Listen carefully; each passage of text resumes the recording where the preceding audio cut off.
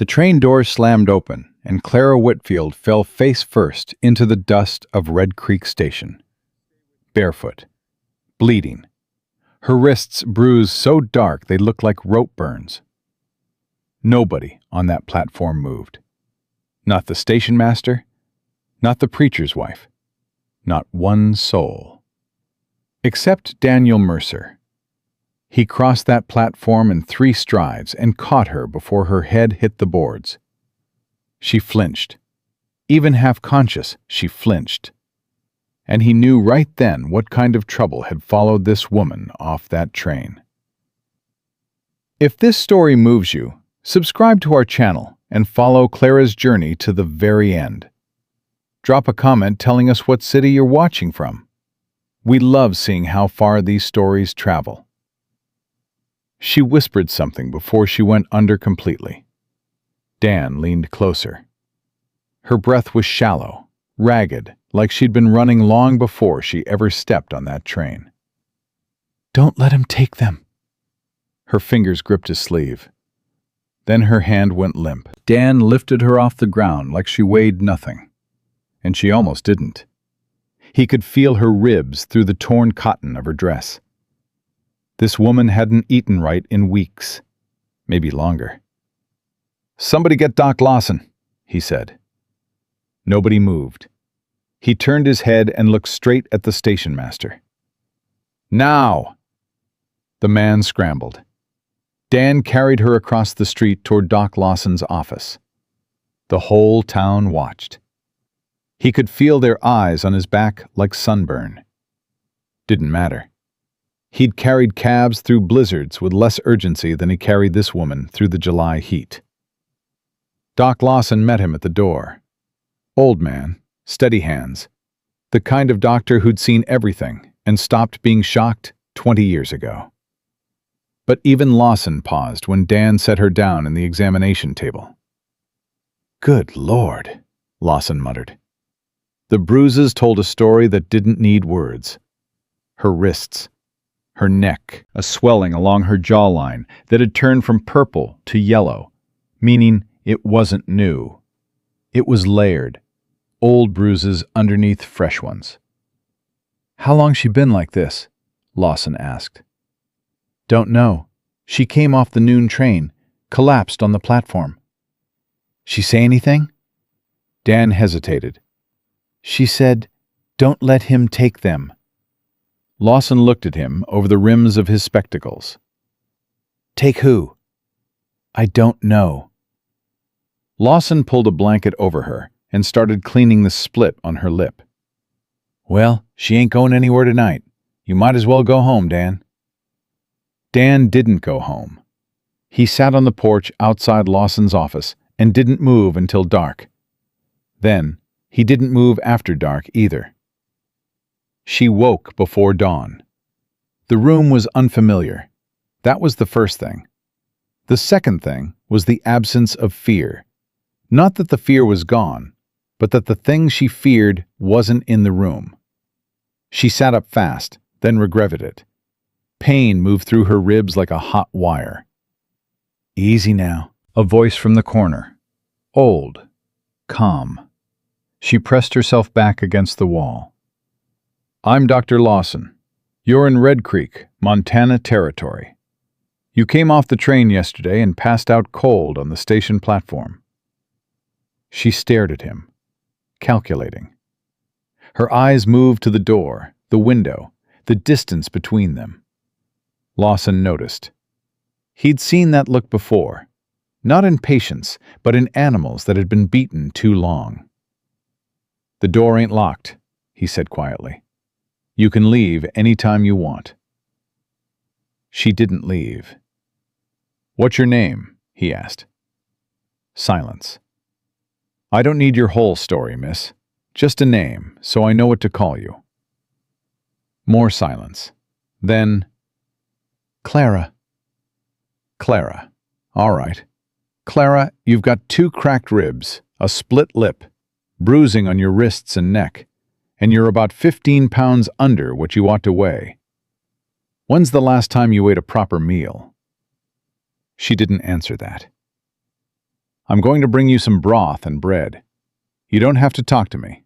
You don't have to talk to anyone, but you do have to eat." He left the room. Clara sat perfectly still, her back against the wall, her eyes on the door. When Lawson came back with the food, she ate like she was afraid someone would take it away. He watched her and said nothing. Dan was still on the porch when Lawson stepped outside. "She's awake," Lawson said. "She all right?" "No." Lawson sat down next to him. "She ain't all right. She's been beaten, Dan. Not once, not twice, for a long time." Dan's jaw tightened. He stared at the street. The sun was just starting to come up, turning the dust orange. "She give you a name?" "Clara. That's all I got." "She say who did it?" "Didn't ask. She'll talk when she's ready, or she won't. Ain't my business to push." Dan nodded slowly. "She needs a place to stay." "She needs more than that. She needs to feel safe. And right now, she don't feel safe anywhere." "The boarding house. Margaret's place?" Lawson shook his head. "Margaret'll ask questions. That woman asks more questions than a federal marshal." "Then where?" Lawson looked at him sideways. "I can keep her here a few days. After that, she'll need work, a place, something that's hers." Dan stood up, dusted off his hat, put it on. "I'll figure something out," he said. "Dan," he stopped. "Don't go falling into something you can't climb out of." Dan didn't answer. He just walked toward the livery stable, his boots leaving tracks in the morning dust. 3 days passed. Clara ate. She slept, though Lawson heard her cry out at night, muffled sounds like she was trying to scream with her hand over her own mouth. She didn't talk much, but she watched everything. Every person who walked past the window, every sound outside the door. She cataloged threats the way other people cataloged weather. On the 3rd day, she stood up. "I need to work," she said. Lawson looked up from his desk. "You need to heal." "I need to work. I can't stay here for free. I won't." There was iron in her voice. Underneath the bruises and the hunger and the fear, there was something that hadn't been broken. Bent, maybe. Pushed down hard, but not broken. "There's a schoolhouse," Lawson said carefully. "Miss Porter runs it, but she's been looking for help. More children coming into town than she can handle." "I can teach. You'd have to talk to the town council." "I can talk." Lawson studied her. "You sure you're ready for that?" Clara looked him dead in the eyes. "Dr. Lawson, I've stood in front of a man twice my size while he broke my jaw and told me I deserved it.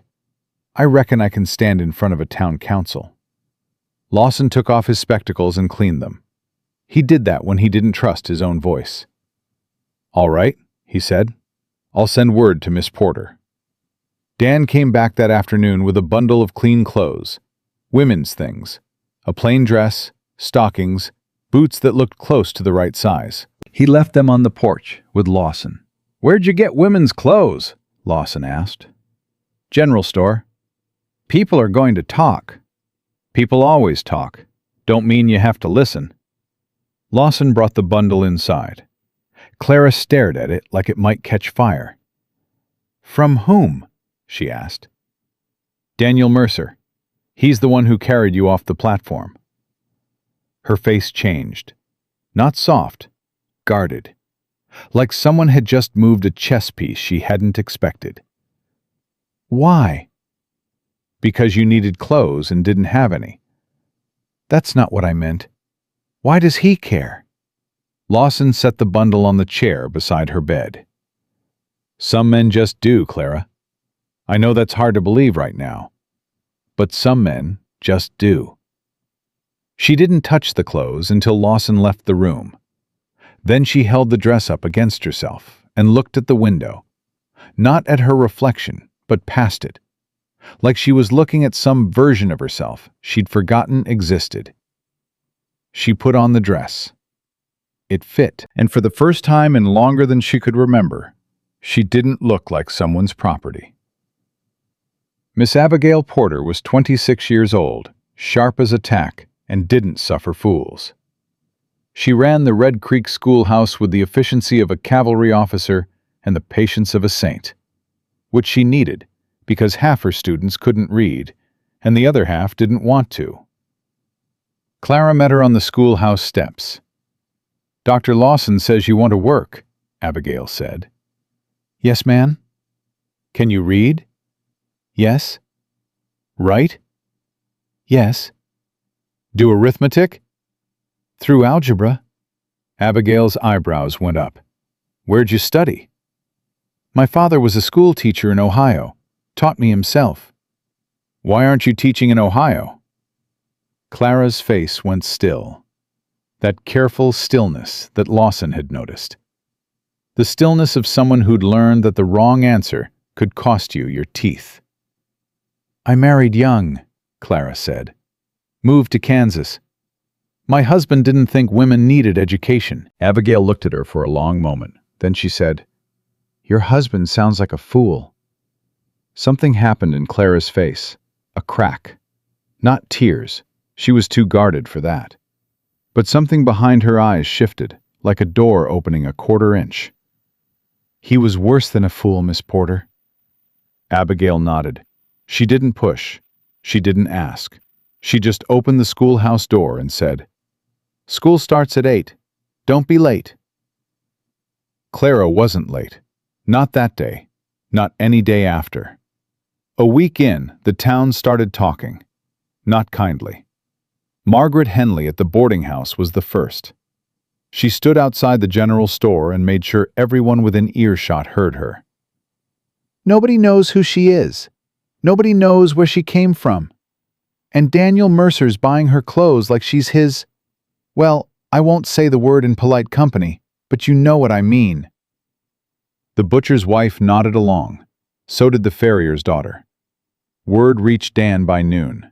He was shoeing a horse at the livery when his friend Tom walked in. "They're talking about you and that woman." "Let them." "Dan, I'm serious. Margaret Henley's saying things, bad things, about her, about you." Dan set down the hammer, looked at Tom. "Margaret Henley's husband left her for a woman in Billings 3 years ago. She's been mad at every woman who walks into this town since. That ain't Clara's problem, and it ain't mine." "I'm just saying—" "I heard what you're saying, and I'm saying I don't care." Tom held up his hands. "All right, but if this blows up, don't say I didn't warn you." Dan picked up the hammer, went back to work. But he thought about it. Not the gossip. He'd never cared about gossip. He thought about Clara, about the way she flinched, about the way she counted exits, about the way she ate like someone might take the plate away. He thought about the words she'd whispered on that platform. "Don't let him take them." Them. Whoever that them was, she'd crossed a territory to get away from whatever was behind her. And she'd done it barefoot, bleeding, alone. That wasn't weakness. That was the kind of strength most men would never understand. It was Dan who brought it up, not her. He found her behind the schoolhouse 2 weeks after she'd arrived, sitting on the back steps, staring at nothing. It was evening. The children had gone home. Abigail had locked up and left. Clara was just sitting there. Dan walked up slow, made noise with his boots so she'd hear him coming. He'd learned to do that, announce himself, never come up behind her, never appear suddenly. "Evening," he said. She looked up, didn't smile, but didn't flinch either. That was progress. "Evening." He sat on the bottom step, left 3 feet of space between them. Silence for a while.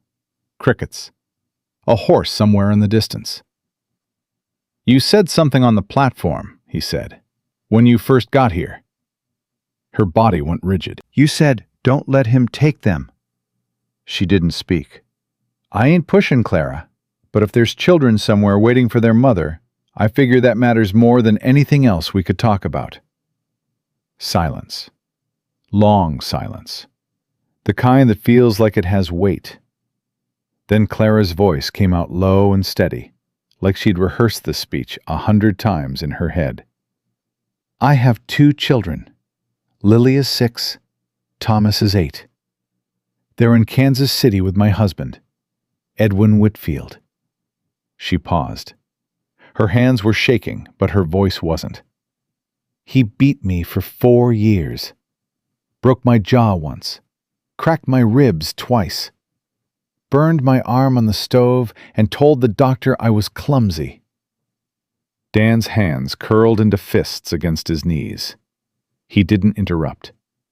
When I tried to leave the first time, he went to the county judge. They're friends. Edwin told him I was unstable, hysterical, unfit. The judge gave him full custody and a restraining order.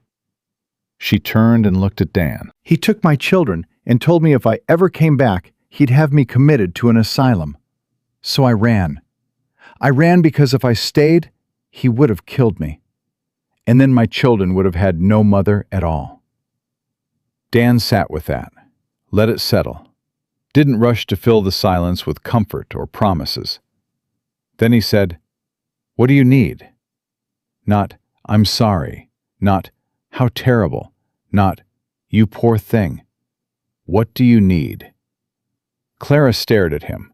In 4 years of marriage to Edwin Whitfield, in 28 years of living, no man had ever asked her that question. I need to go back to Kansas, she said. Not to him, to court. I need to file a counter-petition for custody. But I need proof that I'm stable, that I can provide, that I have income, property, character witnesses. All right. It's not that simple. He has money, he has connections, he has the judge in his pocket. Then you go to a different court, federal jurisdiction, territorial transfer. She blinked. How do you know about territorial jurisdiction? Dan looked away. My father was a lawyer, before he was a rancher. Made me read Blackstone when I was 12. Something shifted between them. Not romance. Not yet. Something harder to name. Recognition, maybe. The sense that the person in front of you is more than what you assumed. You'd help me? She asked.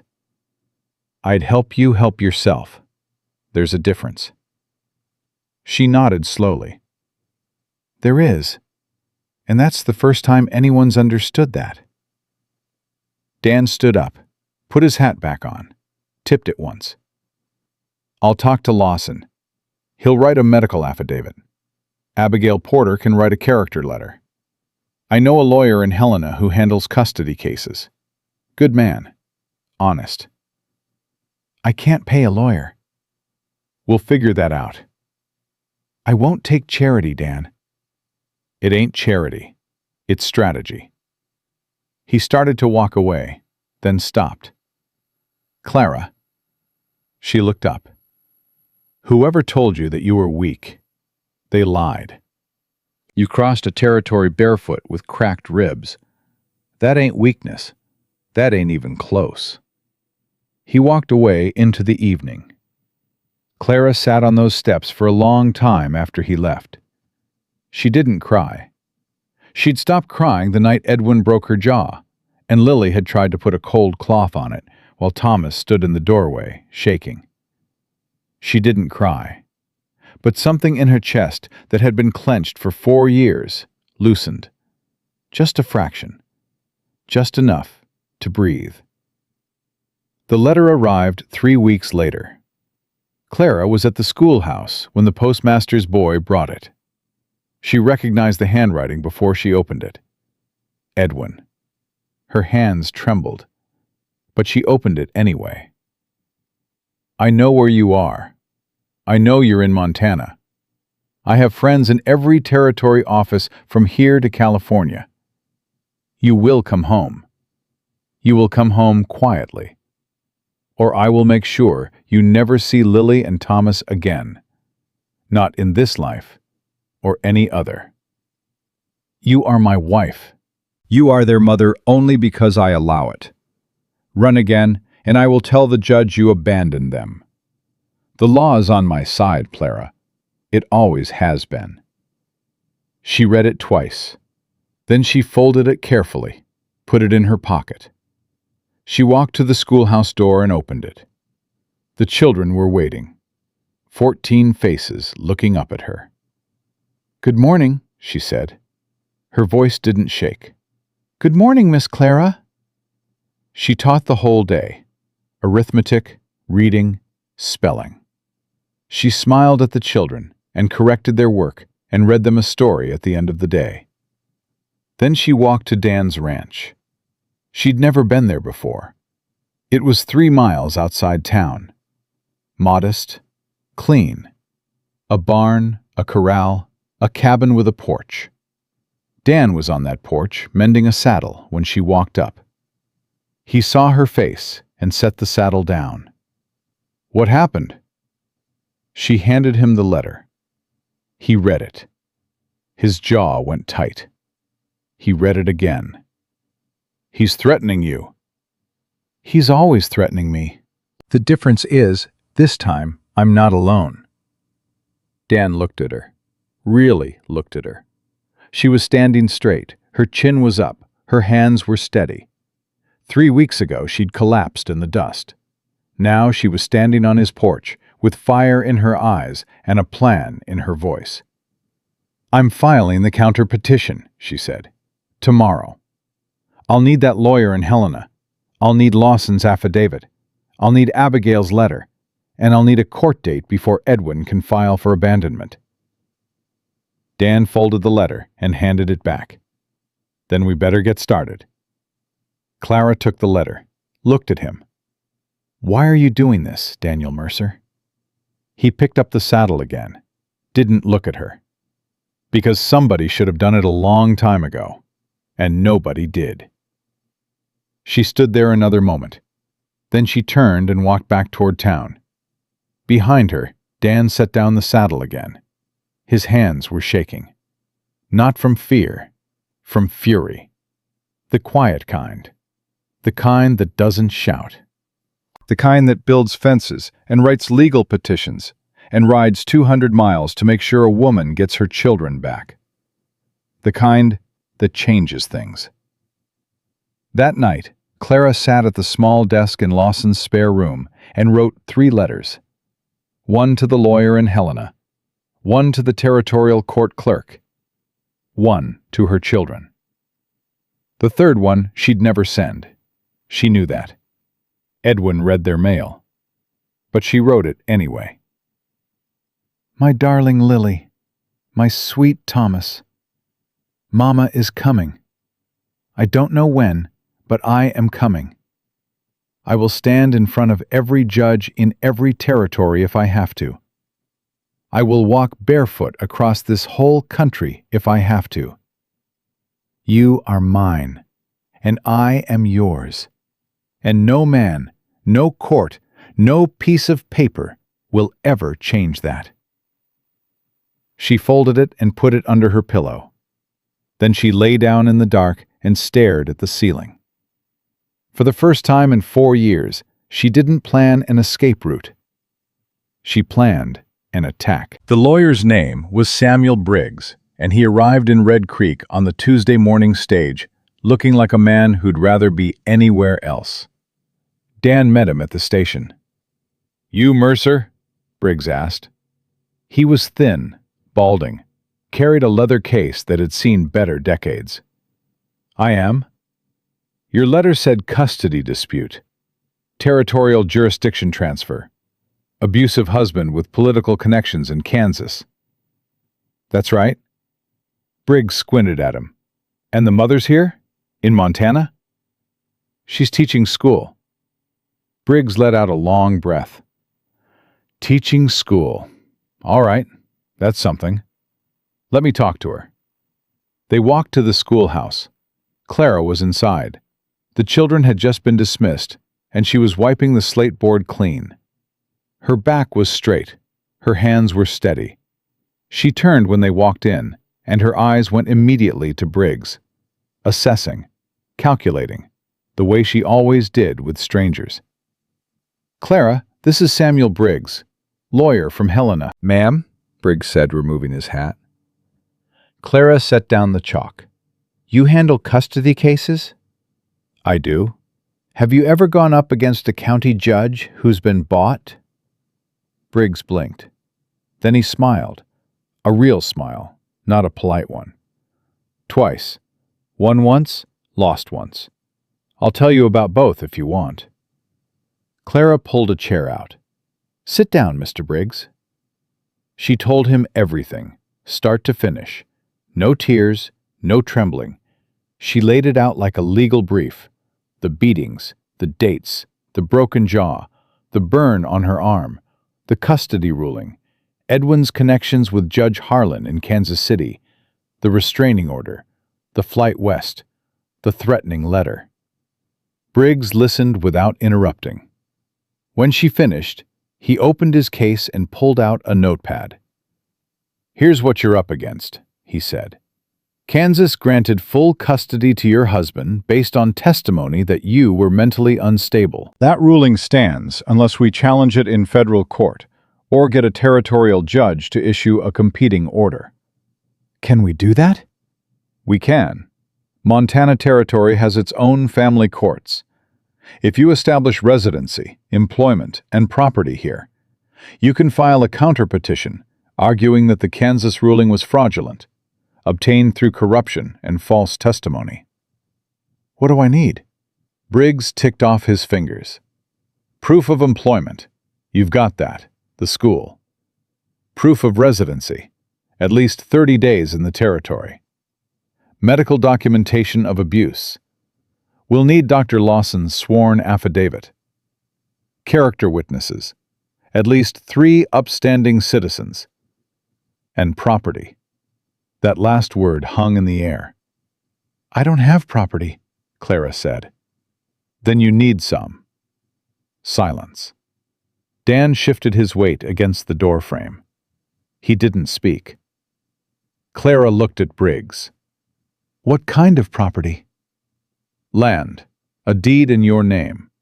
Doesn't have to be much, but the court needs to see you can provide a stable home. A woman with no property and no husband, the judge will hesitate. A woman with land, a job, and community support? Different story entirely." "How much time do I have?" Briggs pulled out the letter from Edwin. Dan had given it to him on the walk over. He read it again, then set it down. "If your husband files abandonment charges, he's got 60 days to serve you. After that, the custody ruling becomes permanent and unchallengeable. Based on this letter, I'd say he already knows where you are, which means he's already filing." "So how long?" 4 weeks, maybe 5. We need to get the counterpetition into territorial court before his abandonment papers arrive. Clara's jaw tightened. "Then we don't have time to sit here talking." Briggs looked at Dan, then back at Clara. "No, ma'am, we don't." He started writing. Names, dates, court filing numbers. Clara answered every question without hesitation. She remembered dates. She remembered exact words Edwin had said. She remembered which hand he'd used, which room they were in, what the children saw. Briggs stopped writing at one point and looked up at her. "Mrs. Whitfield, most clients I work with can't recall details like this." "Most of your clients weren't living every day, wondering if it would be their last, Mr. Briggs." He nodded slowly and went back to writing. Dan stayed at the doorframe the entire time, silent, watching. When Briggs asked about the property requirement again, Dan stepped forward. "I've got 40 acres on the North Ridge. Creek runs through it. Cabin needs work, but it's standing." Clara turned to him. "No. I ain't asking you to take it as a gift.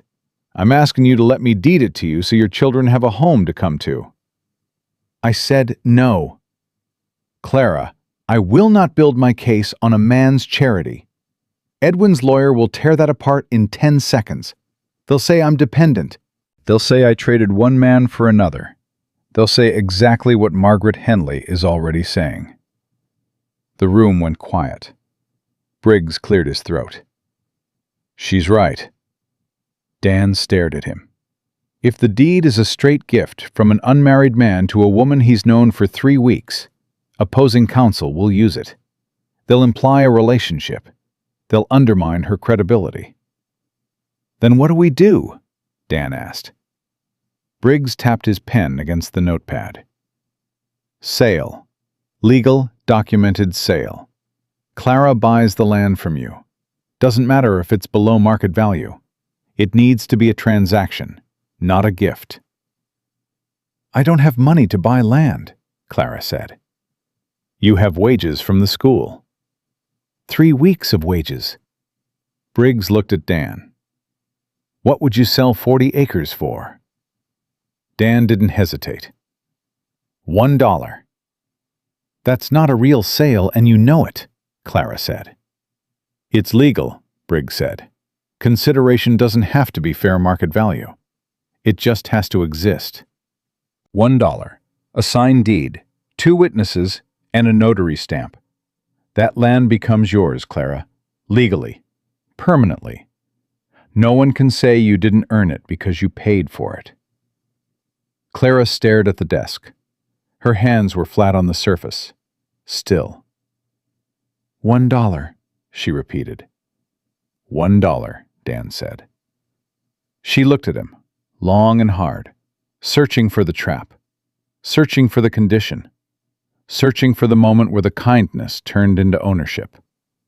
She didn't find it. I'll pay you back, she said. The real value, every cent. When I can. You don't have to. I know I don't have to. That's why I will. Briggs was already writing up the deed transfer. I'll have this notarized in Helena and filed with the territorial clerk. Should be on record within 10 days. Clara turned to him. And the counter petition? I'll draft it tonight. File it by end of week. But Clara, I need you to understand something. Say it. Edwin Whitfield is going to fight this. He's going to fight it with money, with lawyers, with lies, and with every legal trick available. He's going to try to make you look unstable, unfit, and dangerous. He's going to bring up the fact that you ran. He's going to use it against you. I know. He may send someone here, investigators, maybe worse. I know that too. And when this goes to court, if it goes to court, you'll have to face him, in person, in the same room. Can you do that? Clara stood up. She was shaking. Her whole body was shaking, but her voice came out like iron. Mr. Briggs, I faced that man every night for 4 years. I faced him when he was drunk. I faced him when he was sober, and that was worse. I faced him when he stood over my daughter's bed and told me if I ever left, he'd make sure I never saw her face again. So yes, I can face him in a courtroom. I can face him anywhere. Because this time I won't be alone. And this time the law will hear my side. Briggs closed his notepad, stood up, breathed. Just breathed. Dan waited. You breathed. Just breathed. Dan waited. You all right? He asked. No, she said. But I'm closer to all right than I've been in 4 years. He nodded. Didn't push. Didn't reach for her. Just stood there like a fence post. Solid. Upright. Going nowhere. Dan. Yeah? That 40 acres. Is the cabin really standing? Mostly. Roof needs patching. Porch needs boards. Nothing that can't be fixed in a week. I want to see it. Now? Now. They rode out together. Dan on his bay mare, Clara on the horse he'd bought her 3 weeks ago, the one she'd tried to refuse and couldn't, because the walk from town to the schoolhouse was already wearing holes in her boots. The 40 acres sat on a ridge above a creek that still ran even in July. The cabin was small. One room, a loft, a fireplace. The porch was half rotten. The door hung crooked.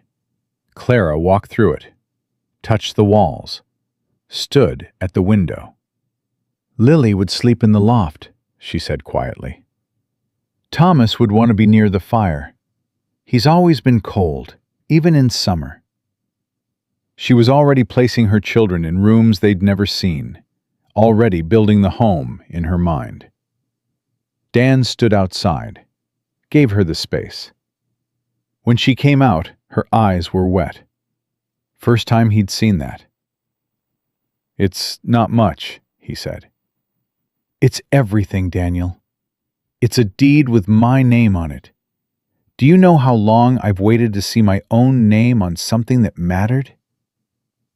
He didn't know what to say to that, so he said nothing, which was exactly right. "I'll start on the roof tomorrow," he said. "I'll help." "You don't have to. I'm helping. It's my land. I'll fix my own roof." He almost smiled. Almost. "Yes, ma'am." They rode back to town in the kind of silence that doesn't need filling, the kind that two people share when they've stopped performing and started just being in the same space. That night, Clara wrote in her journal, a habit she'd started since arriving in Red Creek. She wrote, "Today I became a landowner. I bought 40 acres for $1. It is the most expensive dollar I have ever spent because it cost me my pride. And it is the cheapest dollar I have ever spent because it may buy me my children." She set down the pen, stared at the wall. Then she wrote one more line. "Daniel Mercer is either the best man I have ever met or the most patient liar. I cannot yet tell which, but I am starting to hope." The next 2 weeks moved fast. Clara taught school during the day. After school, she rode out to the cabin and worked. Dan was always there already. They patched the roof, replaced the porch boards, fixed the door, cleaned the fireplace, whitewashed the walls. They worked side by side and talked about nothing and everything. She told him about Ohio, about her father, the schoolteacher, about the day she married Edwin Whitfield and thought she was the luckiest woman alive. "When did you know?" Dan asked one evening. They were sitting on the new porch, drinking water from the creek. "Know what?" "That he was dangerous." Clara thought about it. "The 3rd week. He broke a plate because dinner was cold. Not against the wall, against my hand. Then he apologized, bought me flowers, told me he'd never do it again." "And you believed him?" "I had to believe him. I was pregnant with Thomas. I had nowhere to go. My father was dead. My mother was dead. I was 19 years old and married to a man who owned the house, the money, and apparently me." Dan stared at his hands. "I'm sorry." "Don't be sorry. Be useful. That's what I need." He looked at her. She was covered in whitewash and sawdust. Her hair was falling out of its pins. She looked like she'd been in a bar fight with a lumber mill. She also looked more alive than anyone he'd ever seen. "You're staring," she said. "I know." "Stop it." "Can't." She looked away, but he saw the corner of her mouth move. Not quite a smile, the ghost of one, the possibility of one. And that was enough. 2 days later, the trouble walked into Red Creek on 2 legs and a borrowed horse. His name was Arthur Pruitt. He wore a city suit and carried a leather satchel and asked for Clara Whitfield by name at Margaret Henley's boarding house. Margaret was more than happy to help. "She's at the schoolhouse, sir, teaching, if you can believe it. A woman in her condition around children." "Her condition?" Well, you know, unstable. Everyone says so. Pruitt smiled, tipped his hat, walked to the schoolhouse. Clara was reading to the children when the door opened. She looked up and saw a man she didn't recognize. But she recognized the type. Clean suit, soft hands, the kind of man who carried other men's dirty work in a leather case. "Mrs. Whitfield?" Every child in the room went silent. "Who's asking?" Clara said. "Arthur Pruitt. I represent Edwin Whitfield in the matter of custody regarding the minor children Lily and Thomas Whitfield." Clara set down the book. Her hands were steady. Her heart was hammering so hard she could feel it in her teeth. "You're standing in a schoolhouse, Mr. Pruitt, in front of 14 children. If you have legal business with me, you can conduct it outside." "I have papers to serve, ma'am. I'm required to do so in person. And I'm required to finish this school day. You can wait outside, or you can come back at 3 o'clock. Those are your options." Pruitt looked at her, then at the children, then back at her. 3 o'clock, he said, and walked out.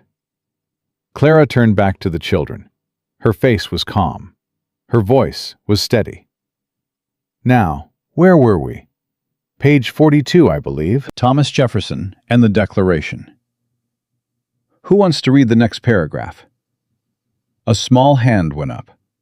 Clara listened to the child read, and inside her chest, the war drums were beating.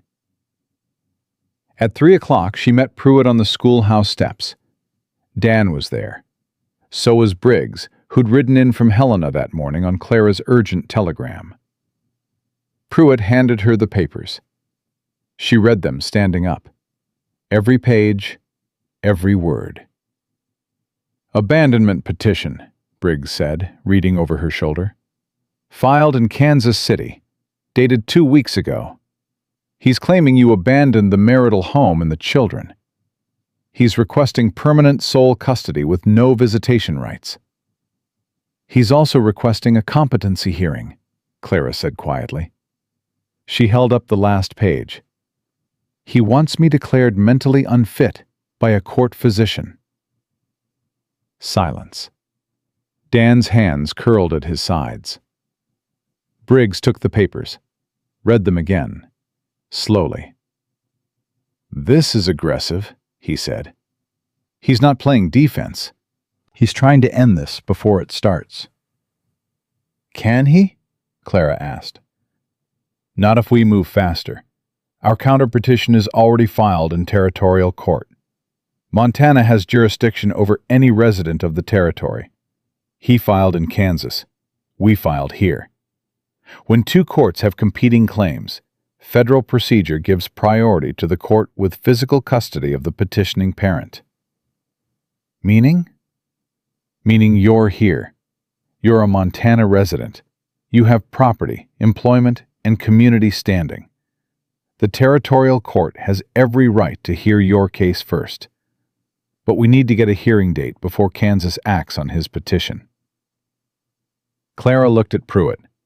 The man was still standing there, hands folded, face neutral. Just a messenger. "You can tell Edwin I received his papers," she said. "And you can tell him something else." Pruitt raised an eyebrow. "Tell him I'm not running anymore.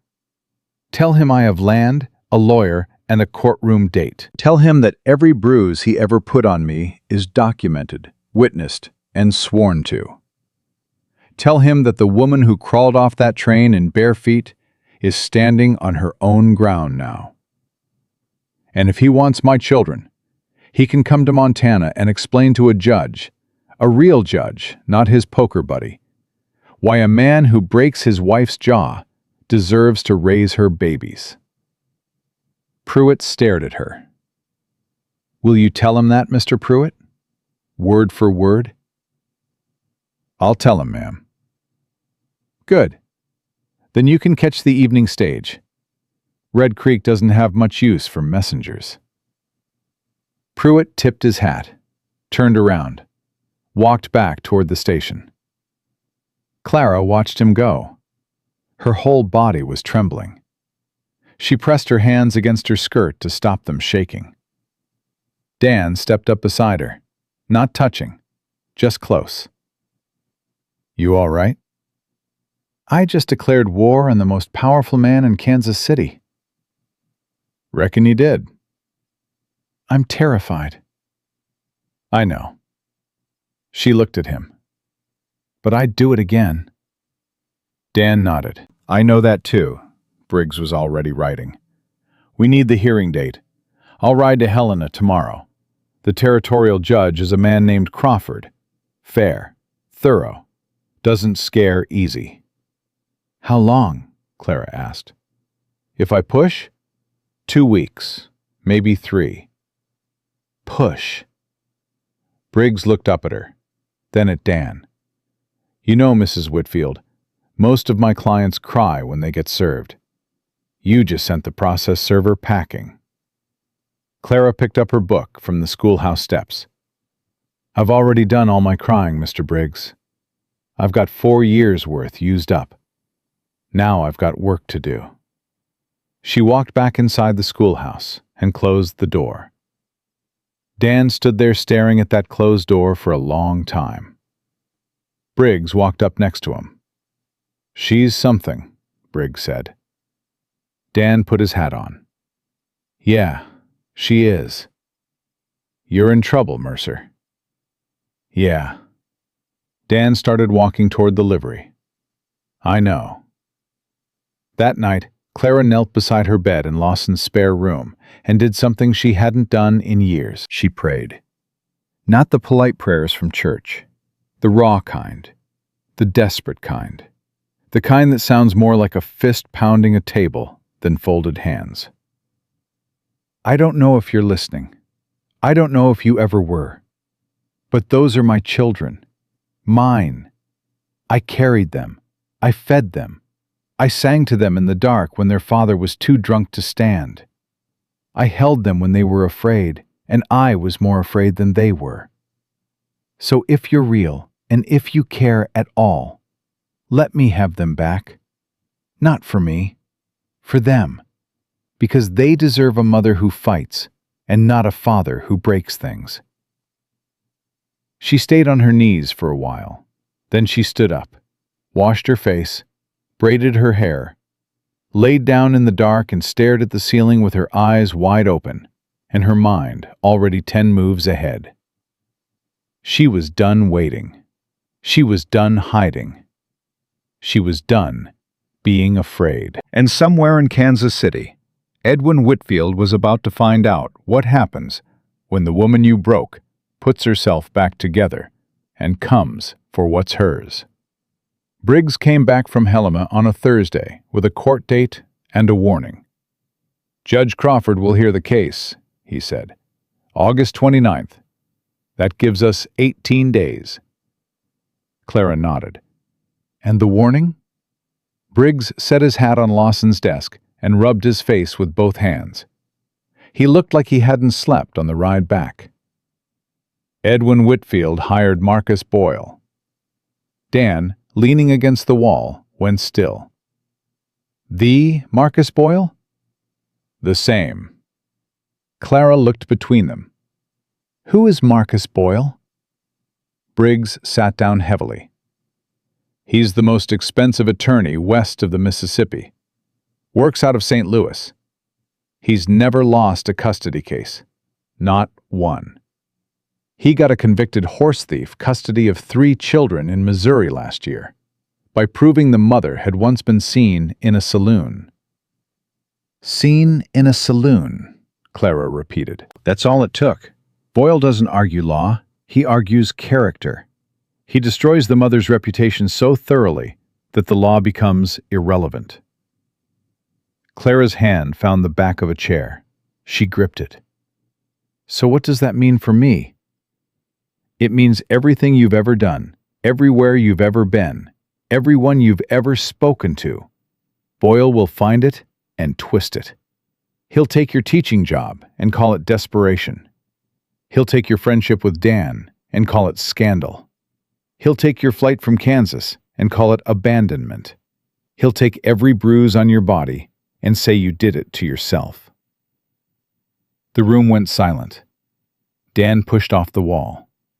"That's a lie, and every person in this town knows it." What every person knows and what a courtroom hears are two different things, Dan. Boyle doesn't need the truth. He needs doubt. One seed of doubt in a judge's mind, and Clara loses. Clara released the chair, straightened her back.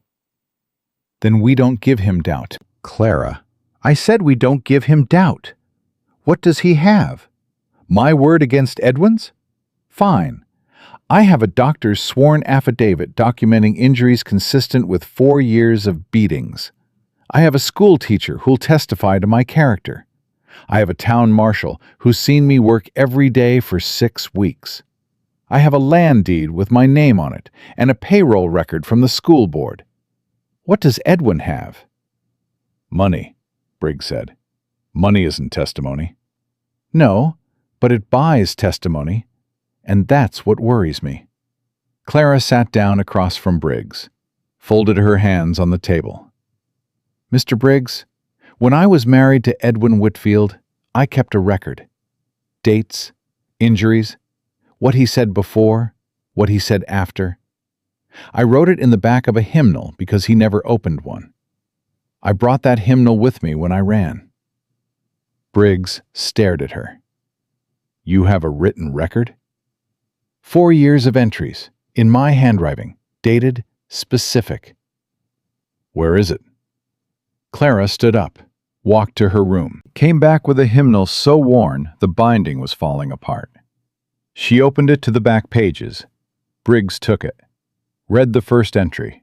His hands started shaking. "October 12th, 1880. Hit across the face during dinner. Thomas saw. Told Thomas I fell. Left cheekbone swollen for 9 days." He turned the page. "January 3rd, 1881. Pushed downstairs. Told Dr. Harmon I slipped on ice. Bruised ribs. Could not lift Lily for 2 weeks." He turned another page, and another, and another. 4 years of entries in small, careful handwriting. Each one a wound. Each one a date. Each one a lie she'd been forced to tell. Briggs closed the hymnal, set it on the table like it was made of glass. "Clara, this changes everything." "I know it does." "This isn't hearsay. This is contemporaneous documentation, written at the time of the events, in your own hand. Any judge worth his gavel will weigh this heavier than 100 character witnesses." "That's why I kept it." Briggs looked at her with something close to awe. "You planned this." "I survived this. Planning came later." Dan hadn't moved from the wall. His eyes were on the hymnal, on those pages filled with small handwriting and enormous pain. 4 years, he said quietly. Clara looked at him. 4 years, 2 months, and 11 days. I counted. Nobody spoke for a long time. Then Briggs picked up the hymnal and held it against his chest. "I need to make copies, certified copies. This original goes in a strong box at the Helena courthouse. If anything happens to this document before the hearing, we lose our best weapon." "Nothing is going to happen to it," Clara said. "Boyle has been known to make evidence disappear." Clara's eyes went hard. "Then you ride to Helena tonight. Don't stop. Don't sleep at an inn. Don't let that book out of your hands until it's in a strong box with a federal seal on it." Briggs stood up, tucked the hymnal inside his coat. "I'll be back in 4 days with certified copies and a court-ready exhibit list." "Mr. Briggs?" He stopped at the door. "Thank you." He looked back at her. "Don't thank me yet. Thank me when your children are sleeping under your roof." He walked out. They heard his horse leave at a gallop 5 minutes later. Clara sat alone with Dan in the quiet room. "He's scared," she said. "He's cautious. There's a difference." "No, he's scared. I saw it in his eyes when he said Boyle's name." Dan pulled a chair over and sat across from her. Close. Closer than he'd ever sat before. "Are you scared?" he asked. "Every minute of every day. But I've been scared for 4 years, and it hasn't killed me yet." "Clara, if this goes wrong, it won't. But if it does, then I go to Kansas and I take my children and I disappear. I go west, California, Oregon. I change my name. I start over. I will not leave my children with that man. Not legally, not illegally, not any way at all." Dan looked at her. She meant it, every word. This was not a woman making threats. This was a woman stating facts. "It won't come to that," he said. "Maybe not. But I need you to know that if it does, I'll do it. And I need you to decide right now if that's something you can live with." "What do you mean?" "I mean you've been good to me, Daniel Mercer. Better than any man I've known. But if I have to break the law to get my children, I will. And anyone standing next to me when that happens goes down too. So if you want to walk away now. I won't blame you. I won't even be angry. But I need to know." Dan leaned forward, put his elbows on his knees. "You remember what you said to Pruitt? That you're done running?" "I remember." "Well, so am I." She searched his face. Whatever she found there, it was enough. "All right," she said. "All right." They sat in silence. Not uncomfortable, not heavy. The silence of two people who'd just made a decision that couldn't be taken back. Then Clara said something that cracked the whole evening open. "My daughter draws horses." Dan blinked. "What?" "Lily. She's 6. She draws horses on everything. On paper, on her slate, on the wall once. Edwin hit me for that, not her, because I should have been watching. But she draws them everywhere. She's never ridden one. She's never even touched one. But she draws them." Her voice broke on the last word. Not a dramatic break, a small one, like a thread snapping. "When she gets here," Dan said, "I'll teach her." Clara pressed her hand over her mouth, held it there, breathed through her fingers. "I'm going to hold you to that." "I'm counting on it."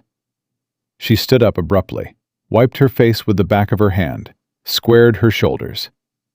"I need to prepare for the hearing. Briggs said I'll have to testify. I need to be able to tell every detail without breaking down." "You don't have to practice being strong, Clara. You already are." "Strong isn't enough. I need to be perfect. One crack, one tear, one moment of hesitation, and Boyle will call it instability.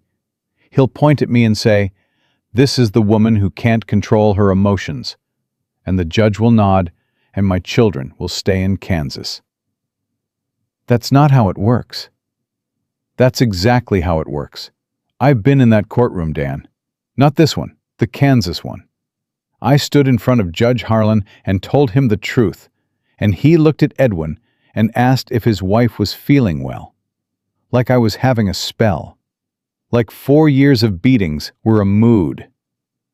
Dan's jaw tightened.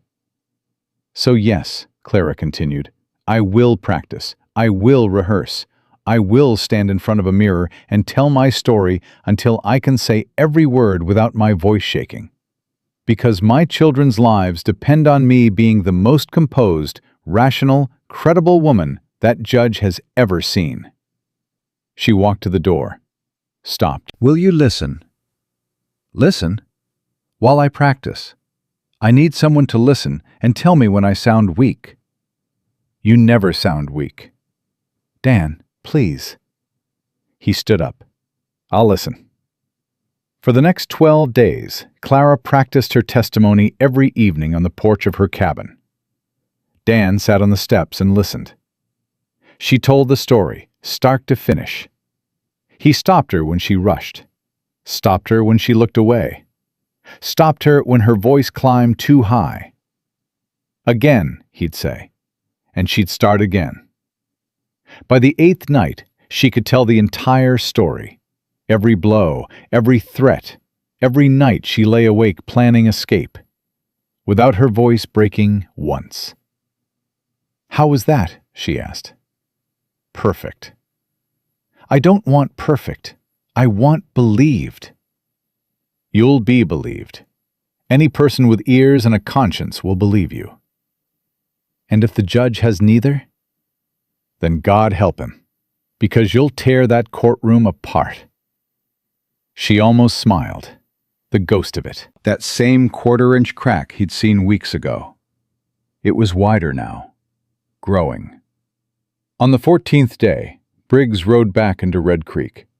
He had the certified copies. He had the exhibit list.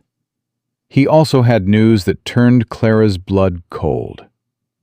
"Boyle is bringing witnesses," Briggs said. 3 of them. Dr. Harmon from Kansas City, the one who treated your injuries and accepted Edwin's explanations. A woman named Patience Goodwin, Edwin's sister. And Judge Harlan himself. Clara went white. "Harlan is coming?" "Not as a judge, as a character witness for Edwin. He's going to testify that you were evaluated and found unstable during the original custody proceedings." "He never evaluated me. He looked at me for 10 seconds and ruled in Edwin's favor." "I know, but he'll swear under oath that he conducted a thorough review. And his word carries weight. He's a sitting judge in Kansas." Clara grabbed the edge of the table. Dan stepped forward. "Can we challenge him? He's biased." "He's Edwin's friend." "We can try, but Crawford may allow it. Character witnesses are given wide latitude in custody hearings." Clara's breathing was fast, short, the way it got when she was fighting panic. Then she stopped, closed her eyes, breathed out slow. "Fine," she said. "Let them come." "Clara, let them all come. Harlan, the doctor, Edwin's sister. Let them stand in a Montana courtroom and lie under oath, because I have something they don't have." "The hymnal," Briggs said. "The truth," Clara corrected. "The hymnal is just where I wrote it down." Briggs spread his papers on the table. "Then let's go through this, witness by witness, claim by claim. I want to know every lie they're going to tell before they tell it." They worked through the night. Clara answered every question, anticipated every attack, built her defense the way she'd built the cabin, one board at a time, solid and sure. At 2 a.m, Briggs put down his pen. "There's one more thing." Clara looked up, exhausted, alert. "The court has appointed a physician to examine you. Standard procedure in competency challenges. A Dr. Morton from Bozeman. He'll arrive 2 days before the hearing." "Examine me how?" "Mental fitness evaluation. He'll ask you questions, test your reasoning, assess your emotional state." "And if he finds me unfit?" "Then the case is over before it starts." Dan slammed his hand on the table. Everybody jumped. "This is wrong," he said. "She's the most capable woman in this territory, and they're going to put her through an examination like she's some kind of—" "Dan." Clara's voice was quiet, steady. "Sit down." He sat. "Dr. Morton will examine me. He'll ask his questions, and when he's done, he'll know exactly what I am. Not what Edwin says I am. Not what Harlan decided I was after 10 seconds. What I actually am." She looked at Briggs. "Schedule the examination. I'll be ready." "You sure?" "I survived Edwin Whitfield. I can survive a doctor with a questionnaire." Briggs gathered his papers. "I'll be at the hotel. Trial prep starts at 7 tomorrow morning. Get some sleep, both of you." He left. Clara and Dan sat in the lamplight. You shouldn't have hit the table, she said. I know. If you do that in a courtroom, it hurts me, not you. I know that too. Then control it. I'm trying. Try harder. I need you steady, Dan, not angry. Steady. He rubbed his face. The idea of some doctor sitting across from you and deciding whether you're fit to raise your own children, I know what it is. I've lived it, and I'll live through it again. But I need you to trust me. I trust you. Then trust that I can handle this. All of it. The doctor, the lawyers, Edwin. I've been handling it alone for 4 years. Having you beside me doesn't make me weaker. But you being angry makes both of us vulnerable. He looked at her.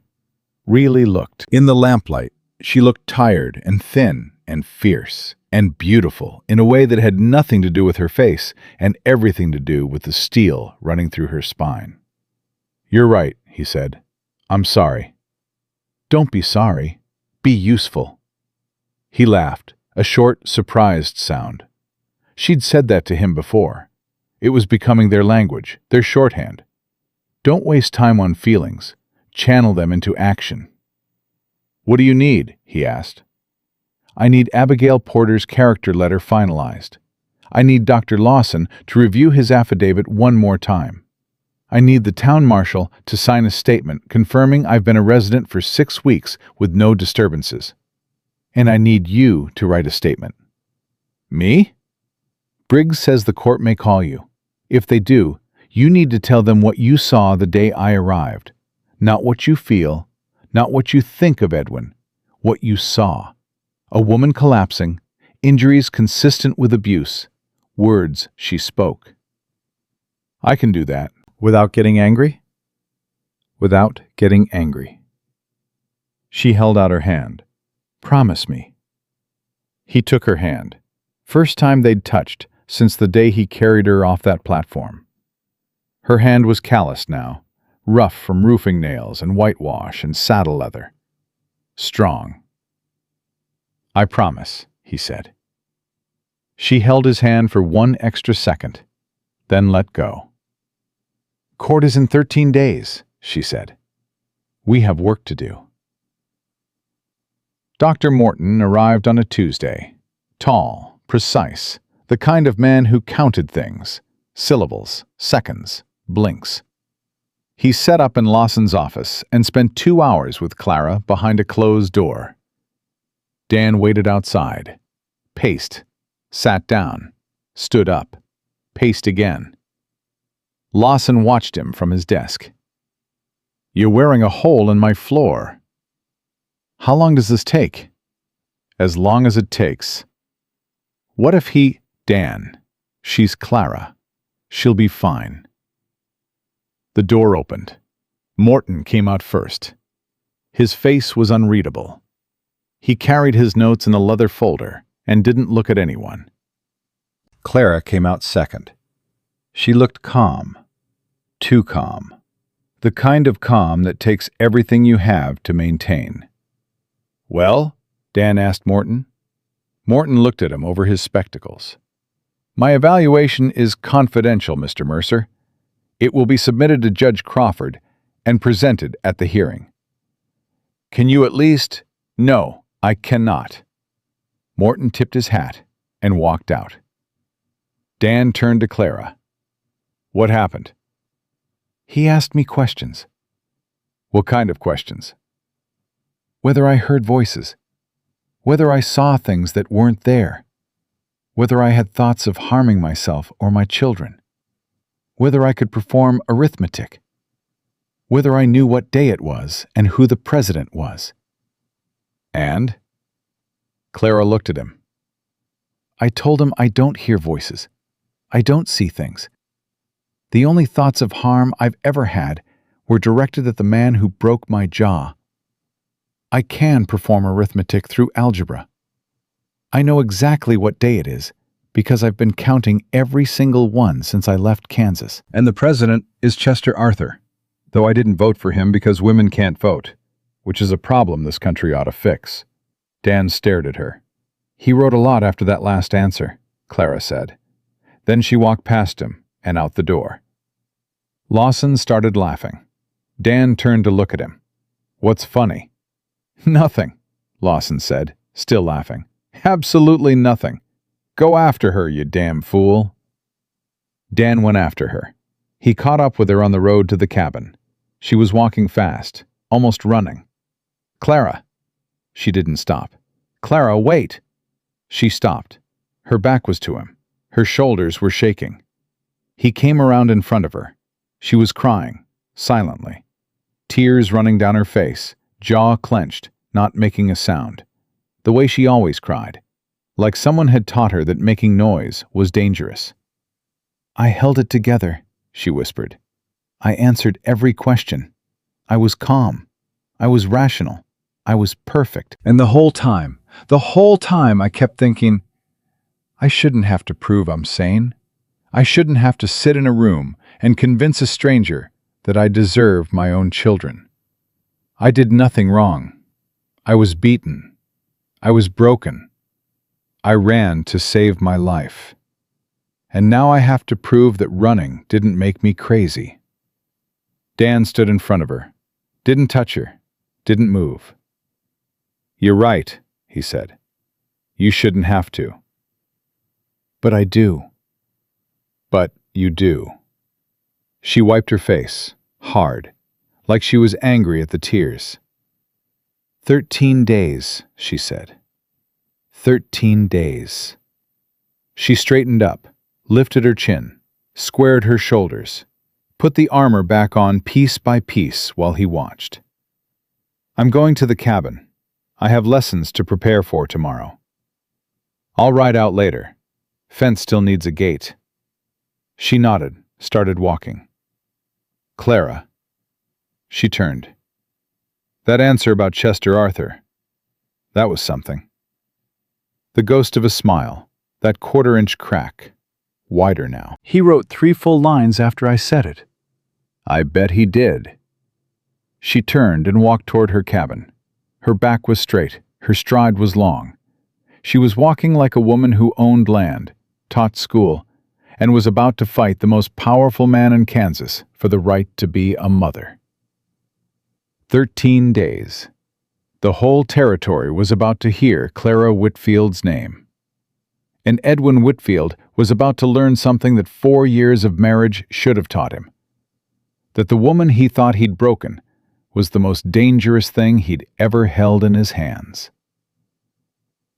Edwin Whitfield arrived in Red Creek 3 days before the hearing. Clara was at the schoolhouse when she heard. Tom came running from the livery, out of breath, hat in his hand. "He's here. Came in on the morning stage. Got a lawyer with him. Big fella in a black coat. They're at Margaret's boarding house." Clara set down the chalk.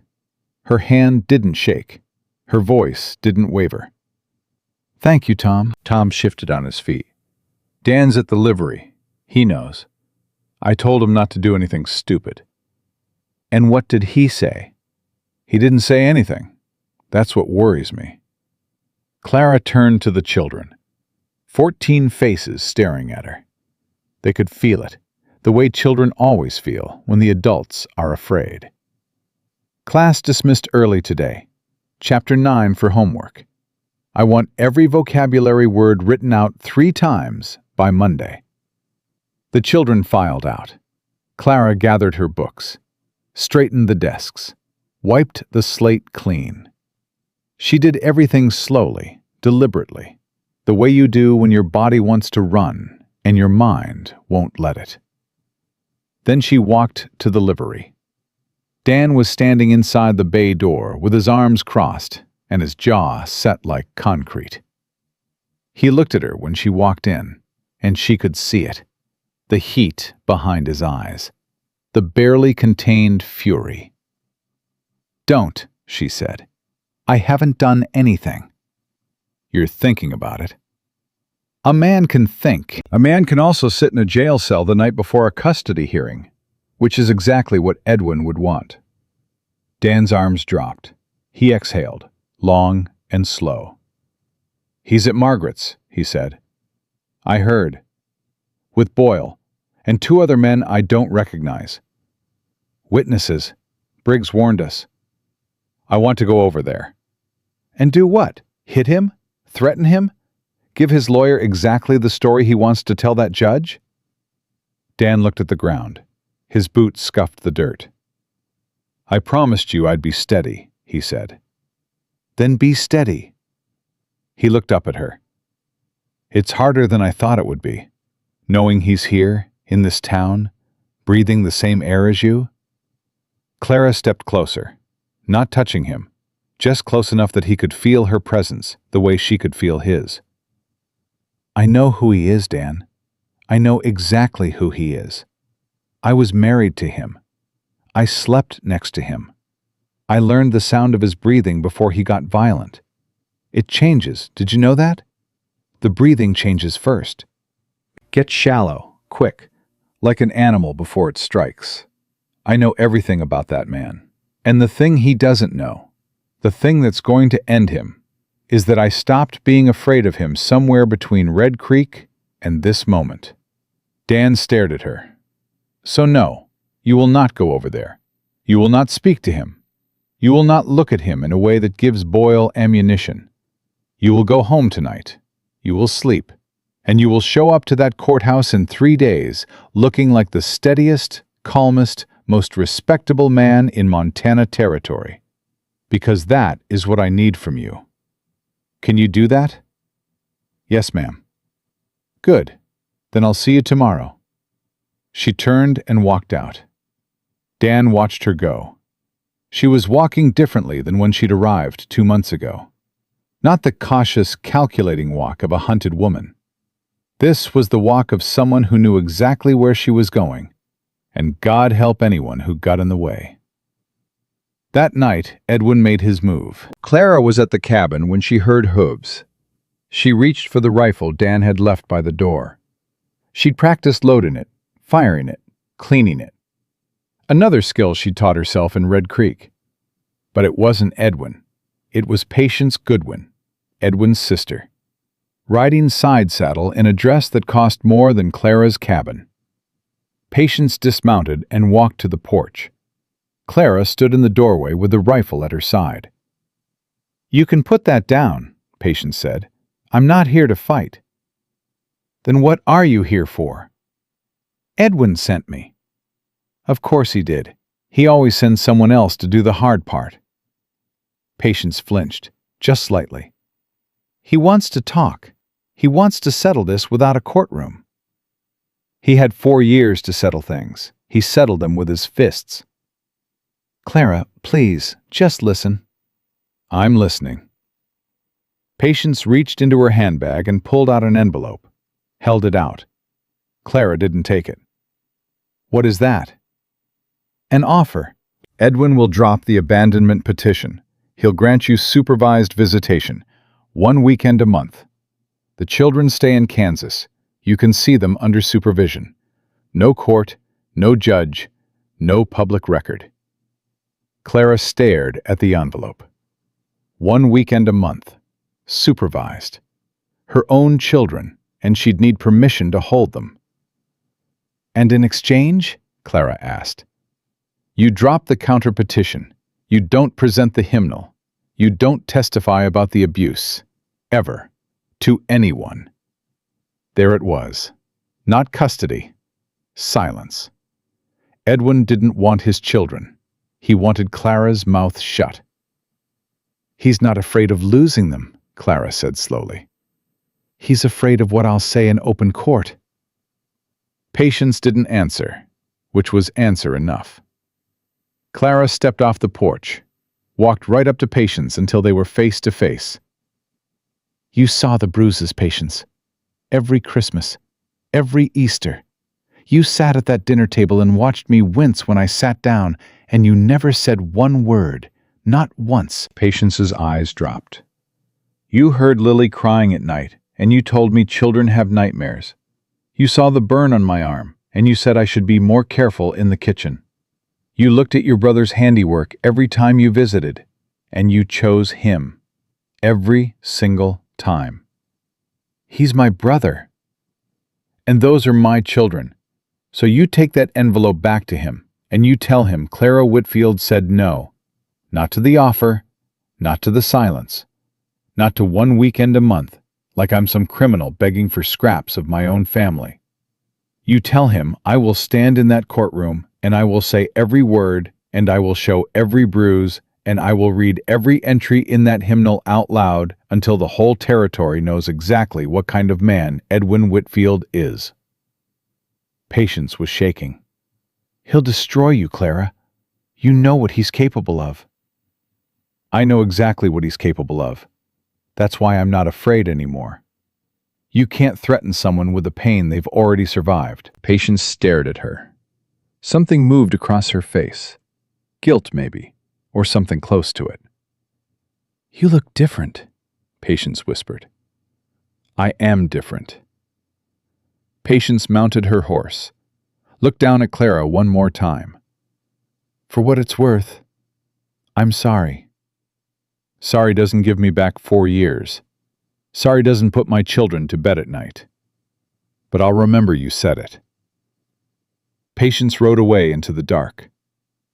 Clara stood on her porch and held the rifle and breathed and breathed and breathed until her heart slowed down. Then she went inside and practiced her testimony one more time. The hearing was set for 9 in the morning. By 8 o'clock the whole town was there, not because they were called, because they chose to be. Abigail Porter was there in her best dress. Dr. Lawson in a suit Clara had never seen him wear. Tom from the livery, the postmaster, the butcher's wife, the same one who'd nodded along with Margaret Henley's gossip, sitting in the 3rd row looking like she'd swallowed something bitter. Even Margaret Henley was there. She sat in the back and didn't say a word. Clara walked into the courthouse at 10 minutes to 9. She wore the plain dress Dan had bought her the first week. She'd washed it, pressed it, mended a small tear at the hem. It wasn't fine. It wasn't expensive. It was clean, and it was hers, and that was enough. Dan walked in behind her, clean shirt, shaved, hat in his hand, steady. Briggs was already at the table with his papers spread out and his spectacles on. And across the aisle, Edwin Whitfield. Clara saw him, and her body remembered everything. The flinch started at the base of her spine and traveled upward. Her hands clenched. Her jaw tightened. Her breathing went short and fast. Edwin looked at her, smiled. That smile. She'd seen it 1,000 times. The smile he wore in public. The one that said, I'm reasonable. I'm charming. Can you believe this woman? The smile that made everyone else doubt what she knew to be true. Beside him sat Marcus Boyle, big man, white beard, expensive suit. He looked at Clara the way a butcher looks at livestock, measuring, calculating, deciding where to cut. On Edwin's other side, Dr. Harmon, and behind them, Judge Harlan from Kansas City, sitting in the gallery like a spectator at a horse race. Clara forced herself to breathe, forced her hands to unclench, forced her spine to straighten. She sat down next to Briggs. You all right? Briggs whispered. No, but I'm here. That's all that matters. Judge Crawford entered. Older than Harlan, leaner, hard eyes, the kind of face that had heard every lie ever told and stopped being impressed a long time ago. This court is in session. In the matter of Whitfield versus Whitfield, petition for custody of the minor children Lily Whitfield, age 6, and Thomas Whitfield, age 8. Mr. Boyle, you represent the petitioner? I do, Your Honor. Mr. Briggs, you represent the respondent. I do, Your Honor. Mr. Boyle, your opening statement. Boyle stood. He was good. Clara could tell immediately. His voice was low, warm, fatherly. He spoke slowly, like he was telling a bedtime story. Your Honor, this is a simple case. A mother abandoned her children. She left her home in the middle of the night. She crossed 3 territories without telling anyone where she was going. She left 2 small children, a 6-year-old girl and an 8-year-old boy, in the care of their father, who has provided for them, sheltered them, educated them, and loved them every single day since their mother chose to leave. He paused, looked at Clara. The respondent will tell you a story about abuse. She will produce a document, a hymnal of all things, and claim it contains a record of injuries. But I would ask the court to consider, if the abuse was so severe, why did she wait 4 years to leave? Why did she not go to the police? Why did she not tell a doctor, a neighbor, a pastor? Clara's fingernails dug into her palms under the table. The answer, Your Honor, is that there was no abuse. There was a difficult marriage. There were arguments, as there are in every home.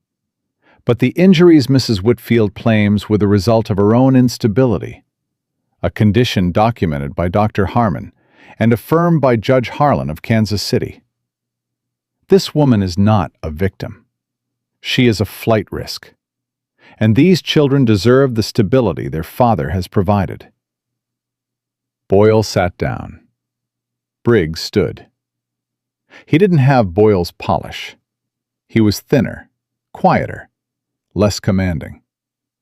But when he spoke, every word landed like a nail driven straight. Your Honor, my client didn't leave her children. She fled for her life. The distinction matters. Clara Whitfield endured 4 years of systematic physical abuse at the hands of Edwin Whitfield. She documented every incident in real time, dates, injuries, witnesses present. That documentation has been certified and submitted as Exhibit A. He held up the hymnal. Mr. Boyle asks why she didn't go to the police. The answer is that her husband controlled the police. He asks why she didn't tell a doctor. She did. And the doctor, who sits in this courtroom today as a witness for the petitioner, chose to believe the husband. He asks why she waited 4 years. She waited because she had nowhere to go, no money, no family, and a husband who told her that if she ever left, she would never see her children again. Briggs set the hymnal on the table. Clara Whitfield is not unstable. She is not a flight risk. She is a mother who was beaten, silenced, stripped of her children, and threatened with institutionalization. And she still found the courage to cross a territory, build a life, and stand in this courtroom today. The only instability in this case, Your Honor, belongs to the man who put those bruises on her. He sat down. Crawford looked at both tables. His face gave nothing away. Call your first witness, Mr. Boyle. Boyle called Dr. Harmon. Harmon was nervous. Clara could see it in his hands. He took the oath and sat down, and looked everywhere except at her. Dr. Harmon, Boyle said, you treated Mrs. Whitfield on multiple occasions in Kansas City. Can you describe her injuries? She came in several times with bruising. A fractured jaw once, bruised ribs, a burn on her forearm. And what explanation was given for these injuries? Mr. Whitfield said she was prone to falls, clumsy. He said she had episodes of confusion. Did you have reason to doubt that explanation? Harmon paused, swallowed. At the time, no. At the time, Briggs repeated from his seat. Crawford looked at Briggs. You'll have your turn, counselor. Boyle continued. In your professional opinion, was Mrs. Whitfield mentally stable? She was emotional, anxious. She cried during examinations. Thank you. No further questions. Briggs stood up for cross-examination. He walked slowly to the witness stand. Dr. Harmon, you said Mrs. Whitfield cried during examinations. Were those examinations conducted while she had broken bones? Some of them, yes. So she cried while you examined her broken jaw. Is crying an unreasonable response to a broken jaw? No, I suppose not. You treated her for a burn on her forearm. What kind of burn? Contact burn, consistent with a hot surface, a stove. Consistent with being held against a stove? Harmon froze. I couldn't determine. You couldn't determine because you didn't ask. Isn't that right? Mr. Whitfield was always present during examinations. He was always present. The man you now know was accused of inflicting these injuries was always in the room when you examined them. Did that strike you as unusual? I didn't think— No, doctor, you didn't. Briggs turned away. No further questions. Harmon stepped down. He didn't look at Edwin. He didn't look at anyone. He walked to the back of the courtroom and sat with his hands between his knees. Boyle called Patience Goodwin next. Patience took the stand. She looked at Clara once, then looked away. Miss Goodwin, you're Edwin Whitfield's sister? I am. Did you visit the Whitfield home regularly? Several times a year. Did you ever witness Mr. Whitfield strike his wife? No. Did you ever see evidence of abuse? Patience hesitated. 1 second. 2. Clara watched her. Waited. No, Patience said. Briggs stood. Miss Goodwin, you visited at Christmas and Easter, is that correct? Yes. During your last Christmas visit, did you notice bruising on Mrs. Whitfield's arms? Patience's mouth opened. Closed. Miss Goodwin? She wore long sleeves. In the house? At Christmas dinner? Long sleeves? Some women prefer— Did you ask her why? Silence. Did you notice that she winced when she sat down at the dinner table? Patience's eyes filled with tears. Did your niece, Lily, age 6, tell you, and I quote from a letter Mrs. Whitfield received from Miss Goodwin 2 years ago, Lily told me Daddy hurts Mommy, but I'm sure it's just children's imagination. Did you write those words, Miss Goodwin? Patience's hand flew to her mouth. Boyle was on his feet. Objection. How was this letter obtained? Mrs. Whitfield kept it, Briggs said, along with every other piece of evidence that the people around her chose to ignore. Exhibit D, Your Honor. Crawford examined the letter, looked at Patience. Miss Goodwin, did you write this letter? Patience was crying openly now. Yes. And did your niece tell you that her father was hurting her mother? She was 6. Children say things. Did she tell you? Yes. The courtroom murmured. Crawford silenced it with a look. Step down, Miss Goodwin. Patience nearly ran from the stand. Boyle's face had changed, just slightly. The confidence was still there, but something underneath it had shifted. The first crack in a wall he'd thought was solid. Mr. Boyle, Crawford said, call your next witness. Boyle straightened his coat. The petitioner calls Judge William Harlan. Harlan took the stand like he owned it, straight-backed, composed. The authority of a man who was used to being the one asking questions, not answering them. Judge Harlan, Boyle said, you presided over the original custody ruling in Kansas City. Can you describe your findings? I found the mother to be emotionally unstable and granted full custody to the father in the best interest of the children. And on what basis did you make that determination? Mrs. Whitfield was erratic during proceedings. She made wild accusations. She was unable to maintain composure. Briggs stood. Your Honor, I'd like to cross-examine. Go ahead. Briggs approached the stand. Judge Harlan, how long did your evaluation of Mrs. Whitfield's mental fitness last? Harlan shifted. The proceedings took the better part of an afternoon. The proceedings, yes, But the evaluation. How long did you personally spend assessing her mental state? I observed her throughout the hearing. You observed her. Did you order a medical examination? I didn't deem it necessary. You didn't deem it necessary. So your ruling that she was mentally unstable was based on observation alone? No doctor? No evaluation? No second opinion? My experience on the bench. Your experience. Judge Harlan, are you a physician? No. Are you a psychiatrist? No. Have you received any medical training whatsoever? I have decades of experience. Dr. Morton of Bozeman, a licensed physician appointed by this court, examined Mrs. Whitfield 2 weeks ago. His report, Exhibit F, concludes that she shows no signs of mental instability. None. He describes her as, and I quote, exceptionally rational, composed, and psychologically sound. Dr. Morton is a medical professional. You are not. Yet your observation from a single afternoon overrode a mother's right to her children. How do you explain that? Harlan's face went red. I made my ruling based on the evidence before me.